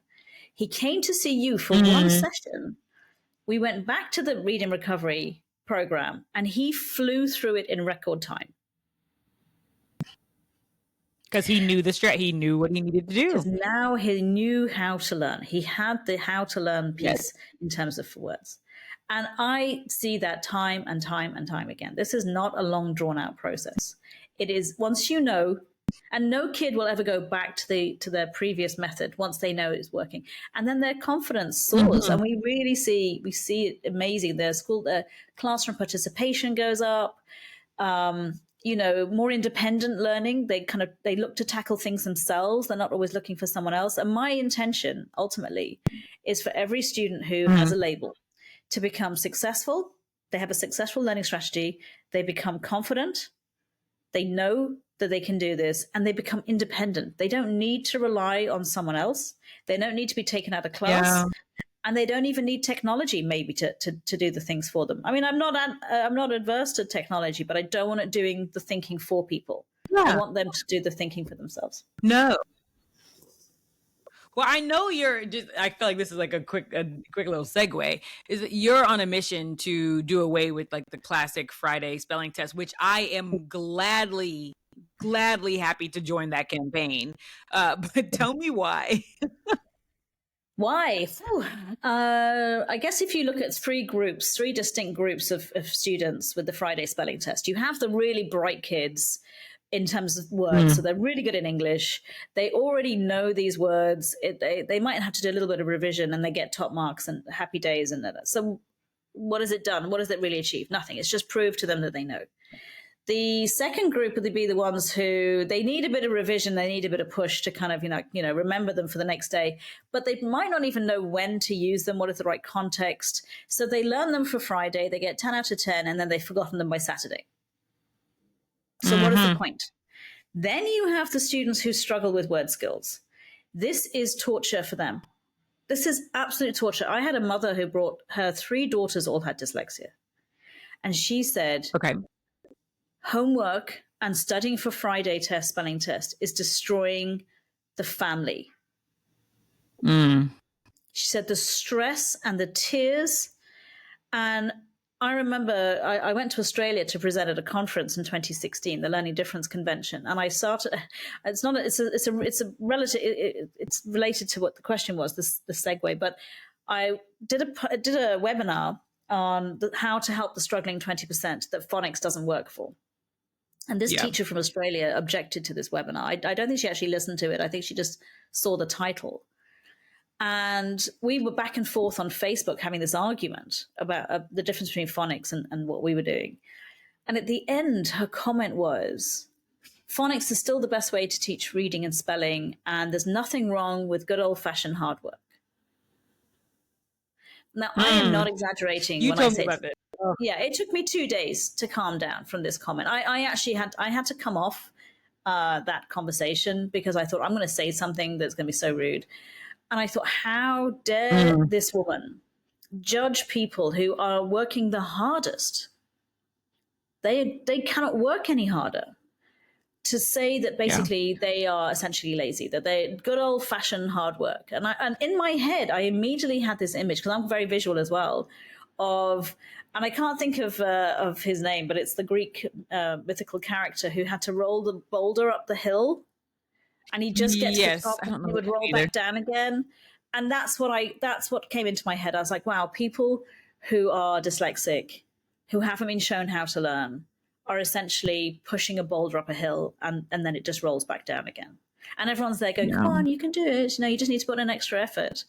So for me, I don't really believe that the Friday spelling test is a good thing to do unless you're teaching them how to actually acquire, learn those words through a visual system. So I don't object to it completely, but I do object to it if you are torturing kids. And one story from the school that did the pilot project in 2013, Shay McCarthy is the principal of that school, and he's just, he is one of my angels. I have several angels in my life, and he's one of them. And he recognized the power of this, so he brought it into his school, at the whole school. And he told me a story of a little boy who had moved from Dublin to they deliberately moved to be near enough to the school to get their son in. And he told me the story of this little boy who, after about 3 months of being at the school, the mum came in and she said, can I have a word? And he always dreaded parents coming in. He was like, oh, here we go, But he said, yeah, come in. So she said, I just want to show you something. And she got her phone out and she showed him a video of her son smashing the house up, like going bananas, going berserk. And he was like, that's not Shane or whatever his way. She's like, what? Like, this little kid is so well behaved, really, well-mannered, really engaged in school. And she said, this is what he used to be like on the Thursday evening before the Friday morning spelling test when we were in the school in Dublin. She said, since we've come here and he has learned whatever it is that you're doing, he loves Friday spelling test because he knows the words now. And she just said, I want to thank you because I have my child back. I have my son back. He's this happy little boy again, and that always makes me want to cry. I have to say, I'm really in tears when I think about this little boy. And what I loved was that whenever we had other teachers in for training at that school and we did a demo, and I didn't, but Shay would do the demo, he would always choose the kids with dyslexia to spell the 10, 11, 12 letter words without telling the observing teachers that this was the story. And he was always one of them. And he would always have his hand up. Like, who wants to spell circumference? He'd be like, me, I want to spell circumference. Yeah, because I know it. And we had so much fun, sort of demonstrating that just because you're dyslexic doesn't mean you can't spell. No. And I'm still in my learning how to not be a horrible speller journey. I'm going to get there. But I think it just goes to just your example it reminds me of how repeated failures really shapes learners and the stories that they tell themselves about their ability and about their intelligence. And it's I work with students and I've had a student that I worked with in Dubai for 5 years, and he hated spelling. And the same thing, he would be upset and crying, and every week he'd come to me and say, Miss Joy, I only got like 4 on my spelling test. And he was working so hard. I tried so many different strategies. He really, really wanted to learn. When you're thinking about the teacher who said it's just about hard work, as you said, these students are putting in the most work. And I really just, they work the hardest. And I really just on the hardest. Yes. And just on a side note with her, the first thing I thought about, I was like, I just, in my mind, saw the hundreds of kids that she must have taught across the course of her career, and had this belief that they just weren't working hard. And for me, this is something that I think disproportionately impacts neurodivergent learners. 100%. And research shows us that, yes, and research shows us that students with learning differences are up to 3 times more likely to struggle with anxiety and low self-esteem, depression. Big link between dyslexia and depression. Big link. And you can see why. You can see why. And a lot of it tied to performance in comparison to their peers. Yeah. So every week you're having these tests, every week you're not performing well, and it's almost like proof, like, okay, well, I'm not smart. I'm lazy. I'm dumb. And then you're just really, and then you give up, confirming what the other believe. Yes, absolutely. Why would you want to keep trying something? And one of the things we apparently it is actually a term. I thought I coined it, but I've actually seen it since some elsewhere. Maybe they copied us, which is intervention fatigue. So I often get a lot of students who are very reluctant to come and see me at the beginning because they think, oh, here's something else I'm going to fail at. Here's something else that I'm going to have to do all this homework around. I'm going to have to struggle. I'm going to put all this energy and effort into. And it's not going to work because everything else that's been tried with me doesn't work. And I love the comment, which is always at the end of the first session, which is that it? Is that all I have to do to learn? I'm like, that's it. This is a shortcut. This is a little hack, at the end of the day. And they love it. And then they start using it. And you just see kids going from 2 out of 10 to like 10 out of 10 within a couple of weeks. And the parents are delighted because now the kids want to learn and they want to study their words on a Thursday night. So I don't have there's nothing inherently bad about a spelling test to check, do they know their words? But then I think you have to do something a bit more. First of all, you have to make sure they know how to learn. Like if they don't know how to learn, then what are you doing? You're just literally torturing them. And the second thing is, do they know how to use those words in a different context? So just a little example of how we would do things differently. Say, a student's given 10 words every week. We don't encourage learning the words as a list. We encourage taking each word out of the list and learning each word separately in and of its own right. So you're not just memorizing this list of words. You're not just looking at the whole list and then that word becomes kind of almost embedded in that list. You want to take it out and you want to play with it. You want to understand what it means. So when I did my pilot study in St. Joseph's, the proviso was I would be allowed to go in throughout the whole year and go and talk to the staff, talk to the students, talk to whoever, and or they could ring me if they had difficulty. So I got a phone call and they said, okay, we have a student, she's doing really, really well. She's gone from basically nothing out of 10 to maybe like 7 or 8 out of 10, and we're just wondering why is she not getting 10 out of 10?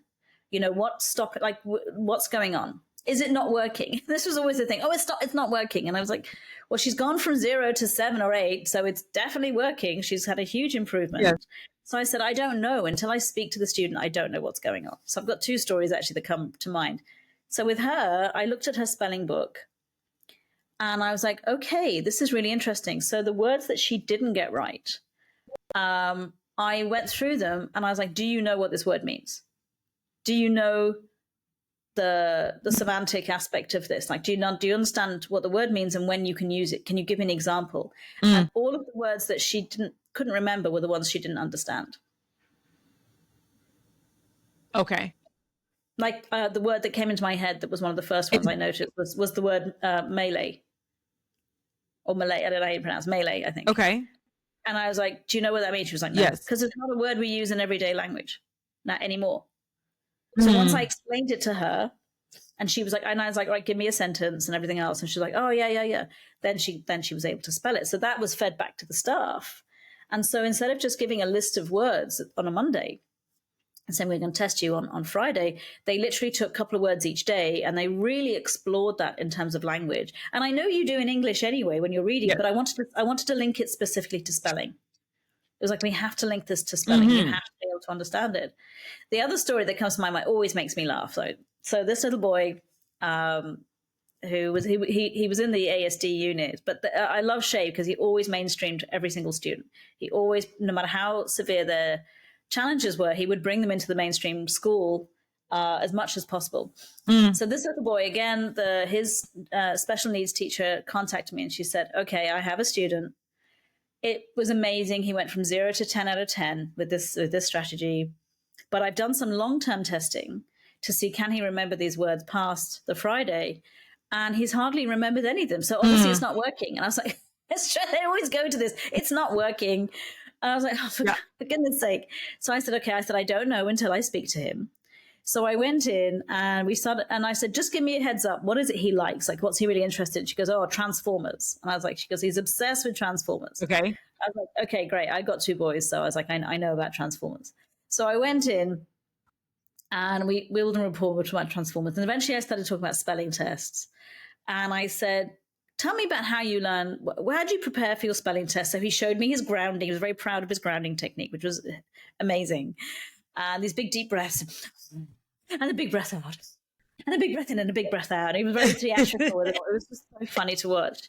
And I was like, are you ready? He was like, yeah. And I said, then what do you do? And he said, well, then I look up and I see the word and I memorize it. And I was like, okay, and then what do you do? And he's like, well, then I know the words for Friday. And I said, and then what do you do? He said, well, then I put them in a box with the word school on it and put a lid on it in my brain. I was like, what? He said, well, I'm told to learn. So when you tell someone who is very literal to learn the words for Friday, they only learn the words for Friday. Yes. And I was like, this is hilarious. So then I said, okay, what words would you like to learn? So he was learning these, again, 10, 11, 12 letter names of these Transformer characters. So I was checking. I was like, and would you want to know how to learn this after today? Like, would you want to know? He's like, oh, yeah, I want to know how to learn it forever. And I said, what about if you did the same thing with the words you learn in school? And he was like, oh, yeah, that's okay. And I said, well, what can you do? He said, well, I'll just leave the lid of the box off. Just like, okay. So in his long-term memory, he had this, mental box. And I said, what happens after the holidays or things? He goes, oh, that box gets shaken up and I don't know where anything is. He says, I have to go. And it was just, it is astounding what kids will tell you when you ask them the right questions. And you figure out, okay, so he believed he only needed the words for Friday. That's what he was told. So he's like, Friday, then they can just go away. We're fine. Just goes in a box and sticks a lid on it and he can't get them. Oh, my goodness. Makes me laugh.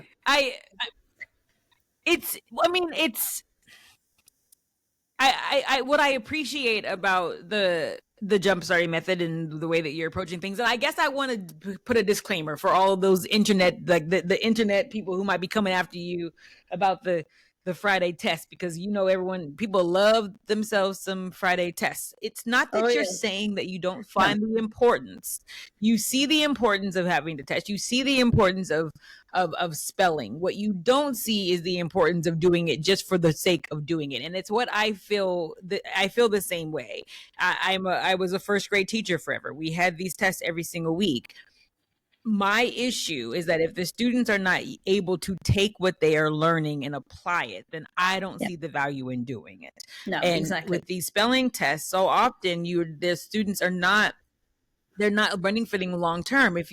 I want them to be able to benefit long term, to apply their understanding of those words, to be able to think critically, and for me to be able to see them when they're speaking, when they're writing, if they're having discussions. That's what I think is valuable. I don't think it's 100%. Valuable to be able to put something up on a board and say, oh, they got 9 out of 10. Who cares? No.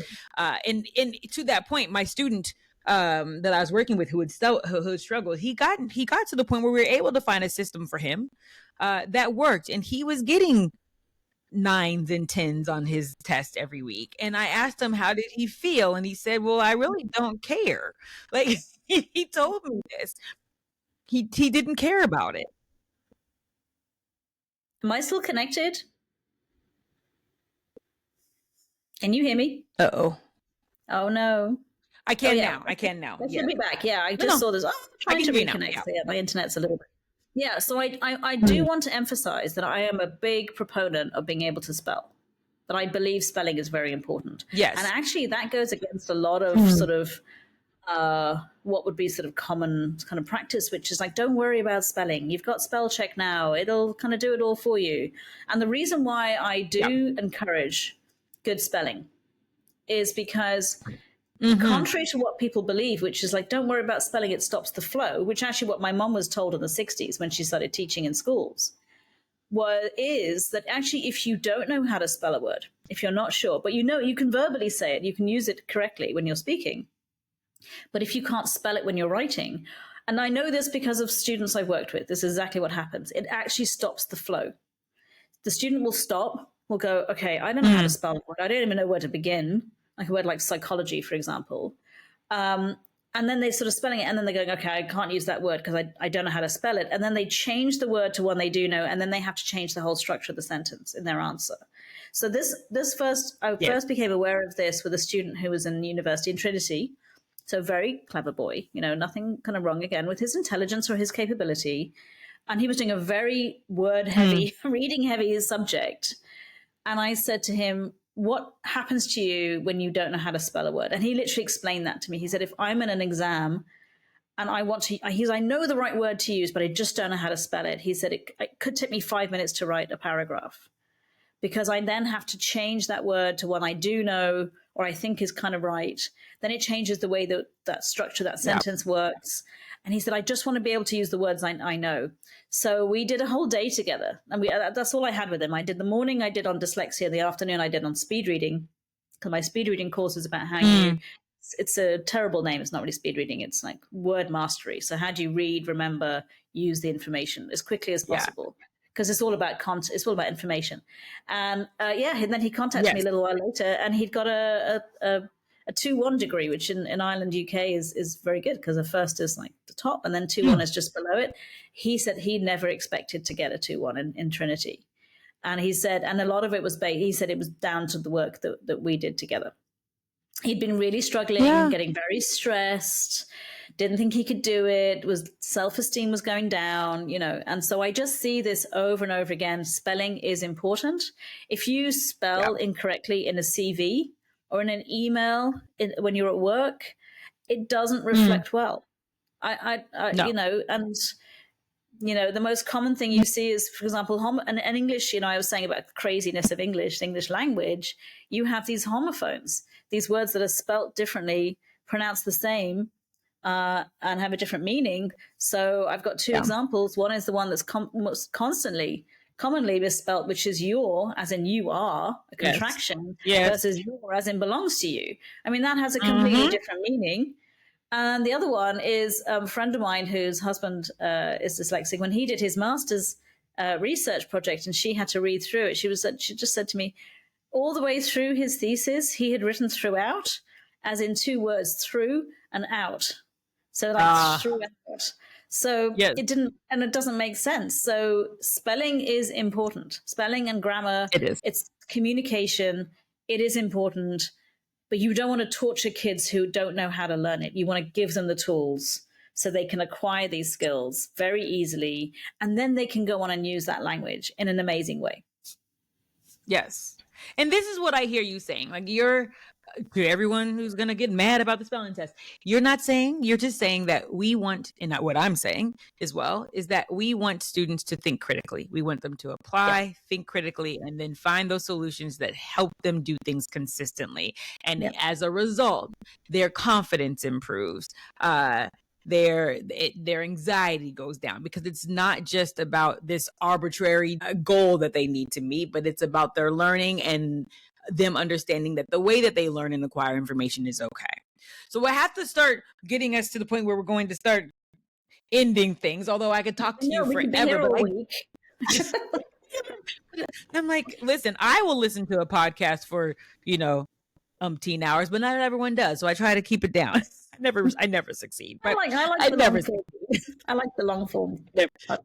But I wanted to look at some things when we come to like systems and change, because I think that there's a lot to be said. There's so many neurodivergent learners, or just learners that, might learn differently, who are they're still missed with early screening, early interventions. And so I wanted to speak to you about that, because why do you think so many neurodivergent learners are still missed by early screenings and or interventions? I think the bottom line for me is they're not asked about their mental imagery. I think it's the simplest. That's the simplest answer I could get. So I have a lot of stories, as you can tell. So a teacher recently here in Dubai, she did the course last year. She did the self-paced course. So I never met her. She just did the whole thing, herself. And in the school, a little girl in her class, she was like, "Well, according to these two ladies, that's Paul and myself. Those are the voices you hear. This child has dyslexia." And she said, "Okay." So she went to the inclusion team and she said, "Okay, I think this little girl has dyslexia." And they said, "Okay, we'll do one of the early screenings." So I don't know which ones they used, so I can't tell you that answer. But so they did one, and they came back and they said, "No, she's not dyslexic." And she was like, "Really?" She was like, "She's really displaying all of this." Because we look at the strengths as well. We don't just look at the weaknesses. We look at what else can they do. And she said, according to these two ladies, this girl definitely has dyslexia. This is a classic, going to tick these boxes here. So they said, "Okay, we'll do another one." So they did another early screening. And it came back, "Nope, she's not dyslexic." And she was like, "Okay, I'm confused because there's definitely something going on with this student." So they convinced the parents then to go and do one of the, official assessment for ADHD. They said maybe it's ADHD. So the results came back. No, she doesn't have ADHD, but she is dyslexic. And I was like, how many students are falling through the cracks because of those early screenings? I don't know the early. I mean, I think you work a lot with the early screening, so I don't really know, but I would imagine two things. A lot of it is how you were tested verbally or like with pictures or whatever, but not really asked to read or to spell. And the second one is there's definitely no one's asking them about their mental imagery. Can they see? I mean, I'm on so many Facebook groups with dyslexia, and every time someone's talking about their child, I go, ask them this simple question. Can they see words inside their mind's eye? Just ask them that question. And if they can't, it doesn't mean they can never do it. It just means that's what you need to help them to that's what we need. Have that bridge. Yeah. I ask students all the time, and their parents are shocked. I think I've said this a million times, but my father had guilt to the day he died that he never asked me if my words were moving. But who thinks to ask that? No one knows. No one knows. You don't think to ask that. And I don't blame my parents for that. They did absolutely everything that they could to help support me. But I ask students it's the first thing I ask, what do your words do? Can you? Exactly. Can you see them and what's going on with them? Yes. And now I need to add that. Can you see them? Because that's a question that I haven't even been asking. I think for me, Sara, another thing that's really frustrating for me, and I work in schools all over the world, is that so often I find schools who know strategies at work. They know what can help their students. I know that you have seen this as well, going in with your system. And schools know what works, but then they're so resistant to changing their systems that they won't bring new things in. So why do we think that that's happening? Why do you think that schools are resisting change? Okay. You can go there. I think that we're going to go there, Joel. We're going to go. So I think there's a few. I think it's a complicated answer. I don't think it's a complicated problem. I don't think it's a simple answer. I think there's so many factors. I don't know about here, but I know in the UK, for example, once they brought in standardized testing, this constant testing of students, they had this no child left behind policy, I think. So essentially it was like you could have a classroom full of 25 kids, and if 24 succeeded but one failed, the teacher had failed. I mean, okay, it's a little bit unfair. That's like, because you don't know why a child is not learning. And it's not only learning challenges. It could be what's going on at home. It could be that there's illiteracy at home. It could be that there's violence going on at home. It could be they're arriving hungry, they haven't had breakfast. I mean, it's so complicated. We're not fruit flies in a jar that you can just change one fact. It's so complicated.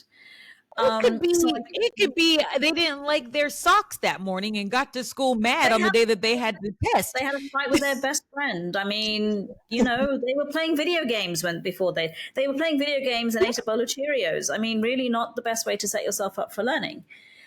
So we don't know why a child is not learning. But I think as a result of that policy, the standardized testing that kept coming in, you're like, and standardized testing. So you're trying to make everyone standard. That's ridiculous. No, people are not standard. People are unique. It put a lot of pressure on teachers to basically be box tickers. It's like, we're going to get, and the curriculum is very packed. It's really busy, you know, and again, in the UK, they started with the look, say method, and then they moved to phonics. And the government at the time when phonics came in, the government, these are people who've never stepped foot in a classroom apart from when they were a student. Basically, their philosophy became phonics is first, fast, and only. It became the only way to teach. So 80% of students it worked beautifully for, because now you had a systematic process of teaching, but the ones that it didn't work for were falling further and further behind. So that, you know, very, very frustrating. You're being dictated to by the government as to what process you're allowed to use. There's no autonomy. And I believe within like 2 years of this sort of standardized testing coming in and the pressure of that, something like 50,000 teachers left the profession. And those would have been the teachers that didn't like to tick boxes. They wanted to teach. They didn't want to just be doing that. So I think what's happened is, because of the way the system has become so constricted in terms of autonomy for teachers and being able to bring in creativity and you know, use real life, you know, ways of thinking like Nancy Klein, you know, etc. What's happened is now you're attracting a lot of people into teaching who quite like to just be told what to do. They don't really want to be told to think outside the box and to think for themselves. And I'm not being rude, but I think there's different people in society. And I think this sort of box ticking sort of philosophy and processes is not helping teachers to enjoy teaching and not helping their students, because the teachers are not allowed to go beyond the boundaries of how they're meant to teach. And there was a very good criticism I felt of phonics was, I can't think of his first name, but it was Dr. Andrews from Durham University. And he wrote a scathing report on phonics aimed at the government, because he was like, why is the government getting involved in this? They're not teachers, they're not educators. And he said, you cannot, I love this line, always stuck in my head. He said, you cannot teacher-proof teaching. You cannot absolutely. have isn't that true? You cannot have a system that as long as everyone's using that system, everyone's going to learn. It's like, no, teachers are different. Their students in front of them are different. In fact, their students are different from day to day. You know, they come in one from hour to hour. Hour to hour, you know, you have to give teachers the ability to be flexible and to use what's going to work with who's in front of them. And there's an end result. But, you know, just having this teacher-proof teaching idea, you know, it's never going to work. So I have no idea what your question was, because I kind of get very passionate about this, but I think I think you answered it. Is why are schools often resistant to change? And I think that you did. And I think on top of that is a little bit like intervention fatigue from the student's point of view, which is, oh no, we're going to try something else I'm going to fail at. I think teachers have what would be the word, kind of inset fatigue. Like, oh, right, someone's going to come in, they're going to teach, this is something else I have to do, something else I have to think about. And then I think teachers have been given way too much responsibility in terms of, it's not just teaching your subject, it's now you have to be, you know, the mental health carer in the classroom. We have to now deal with, you know, well-being, mental well-being. You're like, but that's not what they're trained to do. They're not sociologists. They're not, you know, counselors. They're not psychologists. You can't go and do a 2-day training and now suddenly we can deal with, you know, sometimes very severe mental health issues in the classroom. I think there's just too much going on. I think there's just too, and I really feel very sorry for people who, you know, in the classroom, they're constantly being bombarded with, you know, you need to be doing this, you need to be doing that. Of course, they're going to resist something else coming in, unless they know, or unless it's really from the top. It's always, isn't it? It's always the leader. It's always the leadership in the school that will trickle down, and it's the attitude. That's why someone like Shane McCarthy is amazing, because he's a true leader. He's not a manager. He's not telling people what to do. He's bringing them in. And I know, and every school I've been into to teach this, or every teacher who's come along or been sent along to do the training, there's always resistance until they see the power of it. And the ones who really get it, I love the stories that come back from their classroom, because they're quick. This is quick, this is easy, and you can plug it into anything you're already doing. You don't need to change your phonics system. You don't need to change your mathematics No. system. It's something you plug in at the beginning.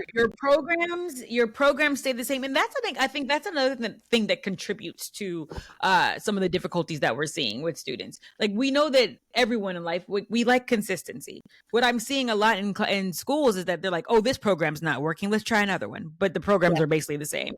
We're doing this training for teachers to help them, but then they don't give them enough time to implement it, or they don't give them the tools to be able to do it. So it's like we're constantly trying to put things into place that aren't anything that's sustainable. What I love about what you're doing is that it's something that can work regardless. We don't have to shake up the box, change things every year. You're just able to put it into place. And what you always say, Sara, that I love is that students don't want to fail. And I think that teachers don't want to fail either, but students don't want to fail. No, I've yet to meet a student who they want to fail. Everyone wants to succeed. Everyone wants to do well. But what you do see is this fatigue and lack of confidence, and then these negative beliefs, and then they stop trying, and that's totally understandable. There's no point, like we said right at the beginning, doing the same thing and expect over and over again and expecting a different result is the definition of madness. So I think we need a bit of sanity back in the classroom. We do. And we need a little bit of autonomy for the teachers as well. Because that also teaches students autonomy. That helps to give them autonomy and control over their learning. I love that. So as we start to wrap up, if you could tell every parent, every teacher, adult, one thing about supporting not only neurodivergent minds, but just minds, what would that be? I think the key is always the way stress impacts learning. And I think, in Dubai, we're living in a very sort of high pressure society. Most people who are here are very successful. That's why they're here. And there's a lot of competition in the world.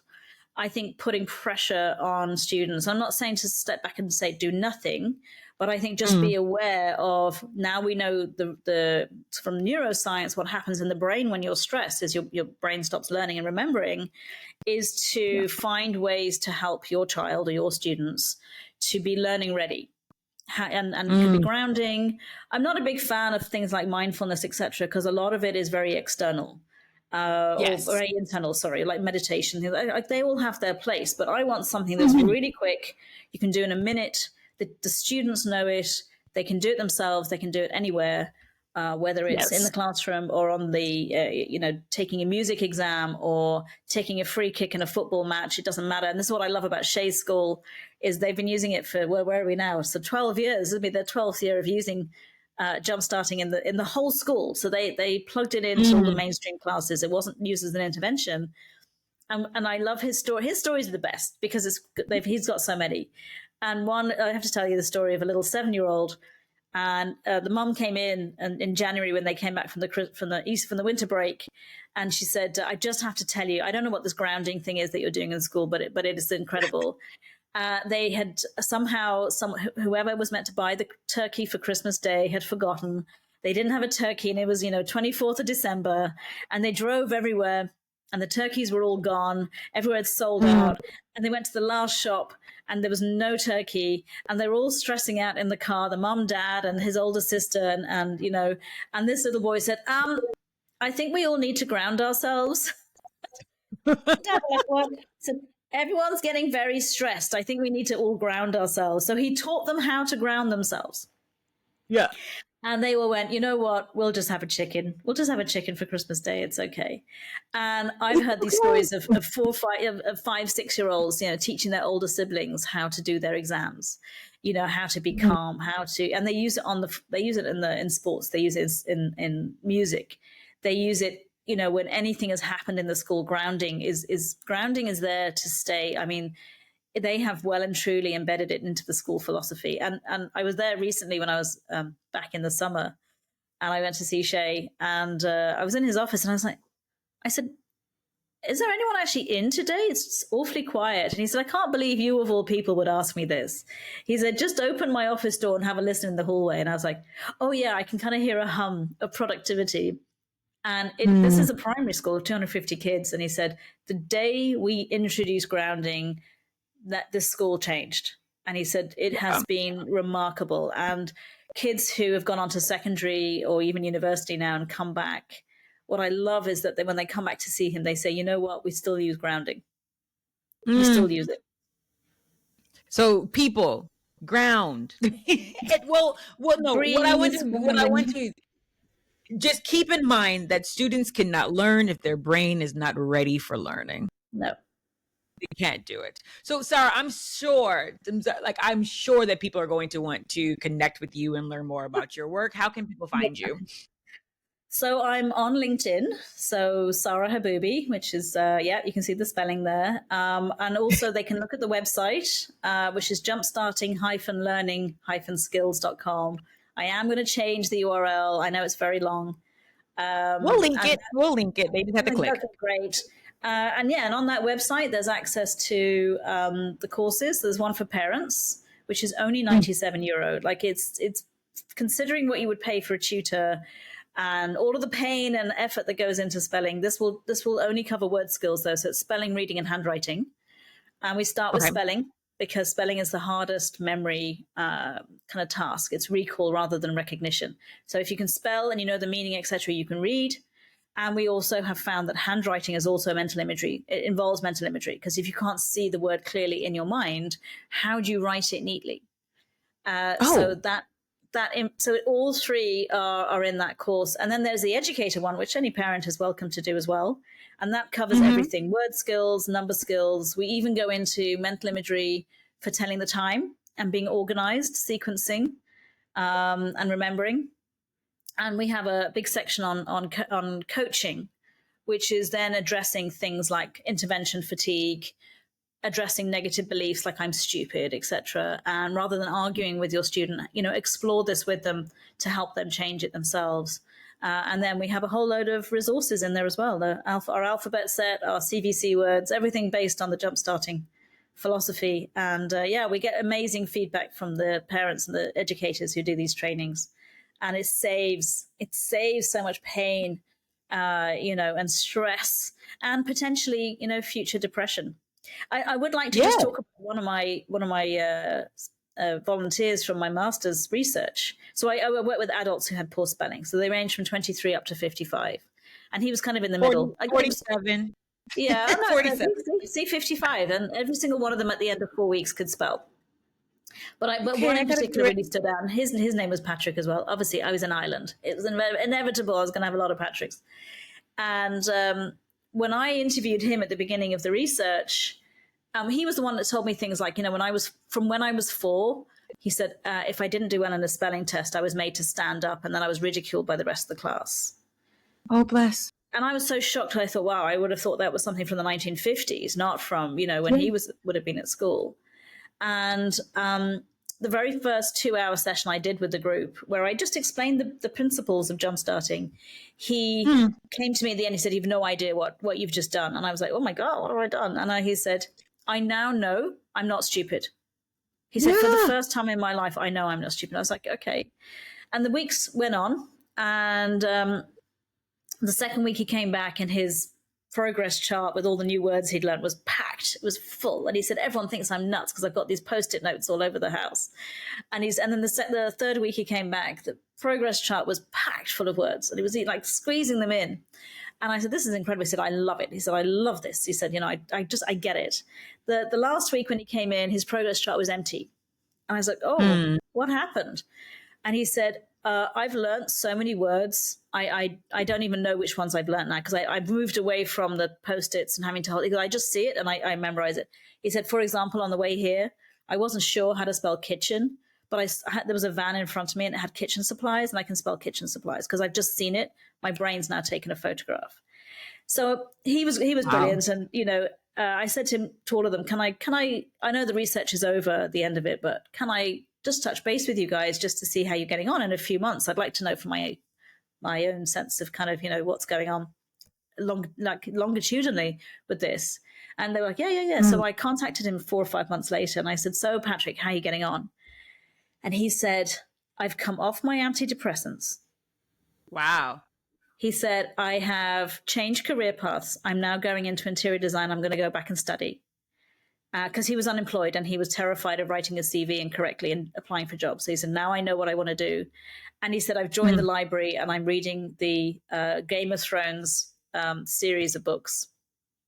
Amazing. And this was a man who was phobic about words.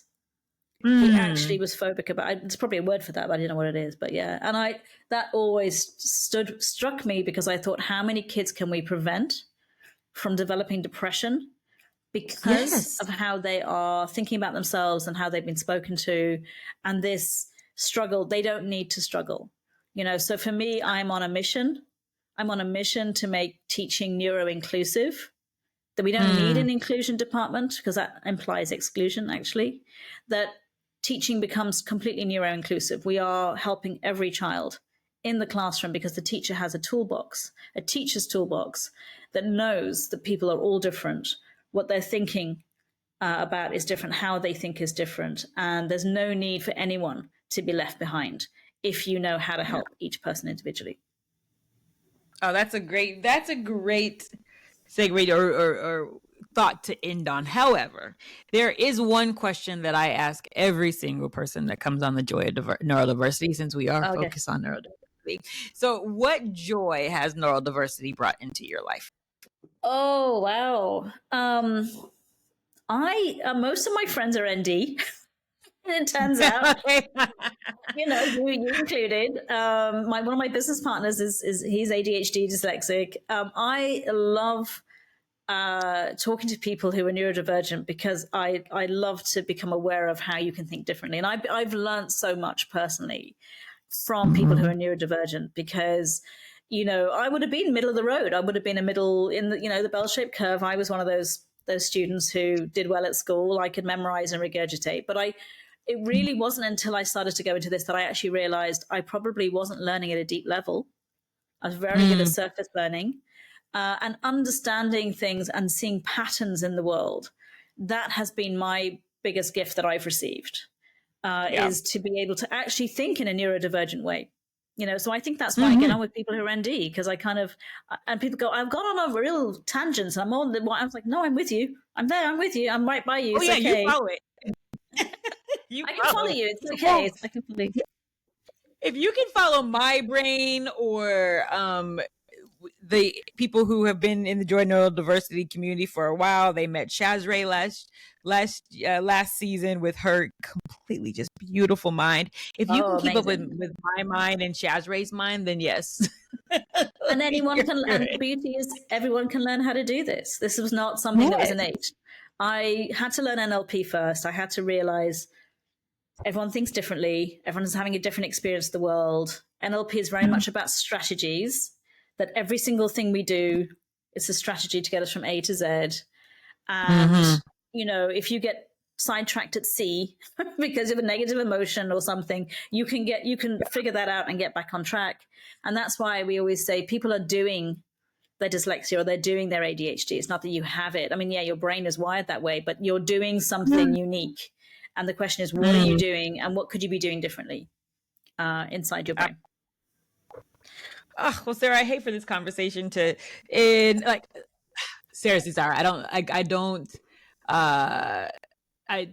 can't thank you enough for just all that you've done to help me.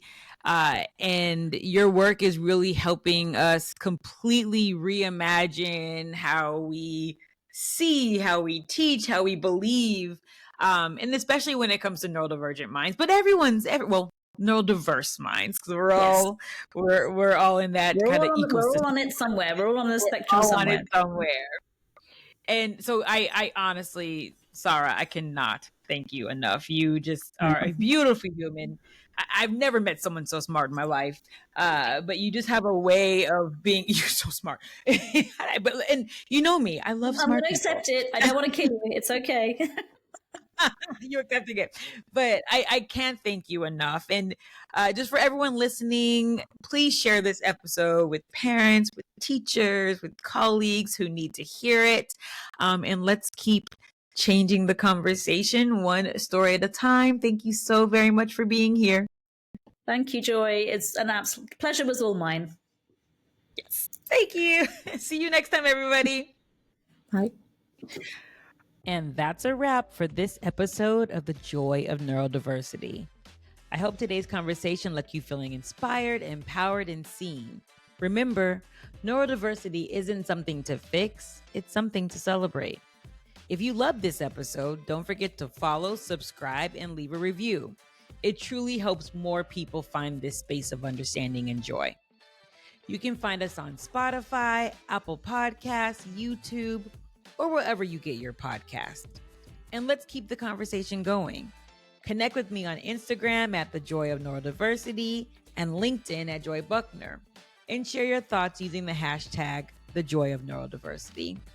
New episodes drop every other Thursday, so be sure to hit that notification bell so you don't miss the next dose of neurospicy brilliance, deep dives, and empowering conversations. Until next time, embrace who you are, celebrate how you think, and keep rewriting the narrative, because the world needs your brilliance.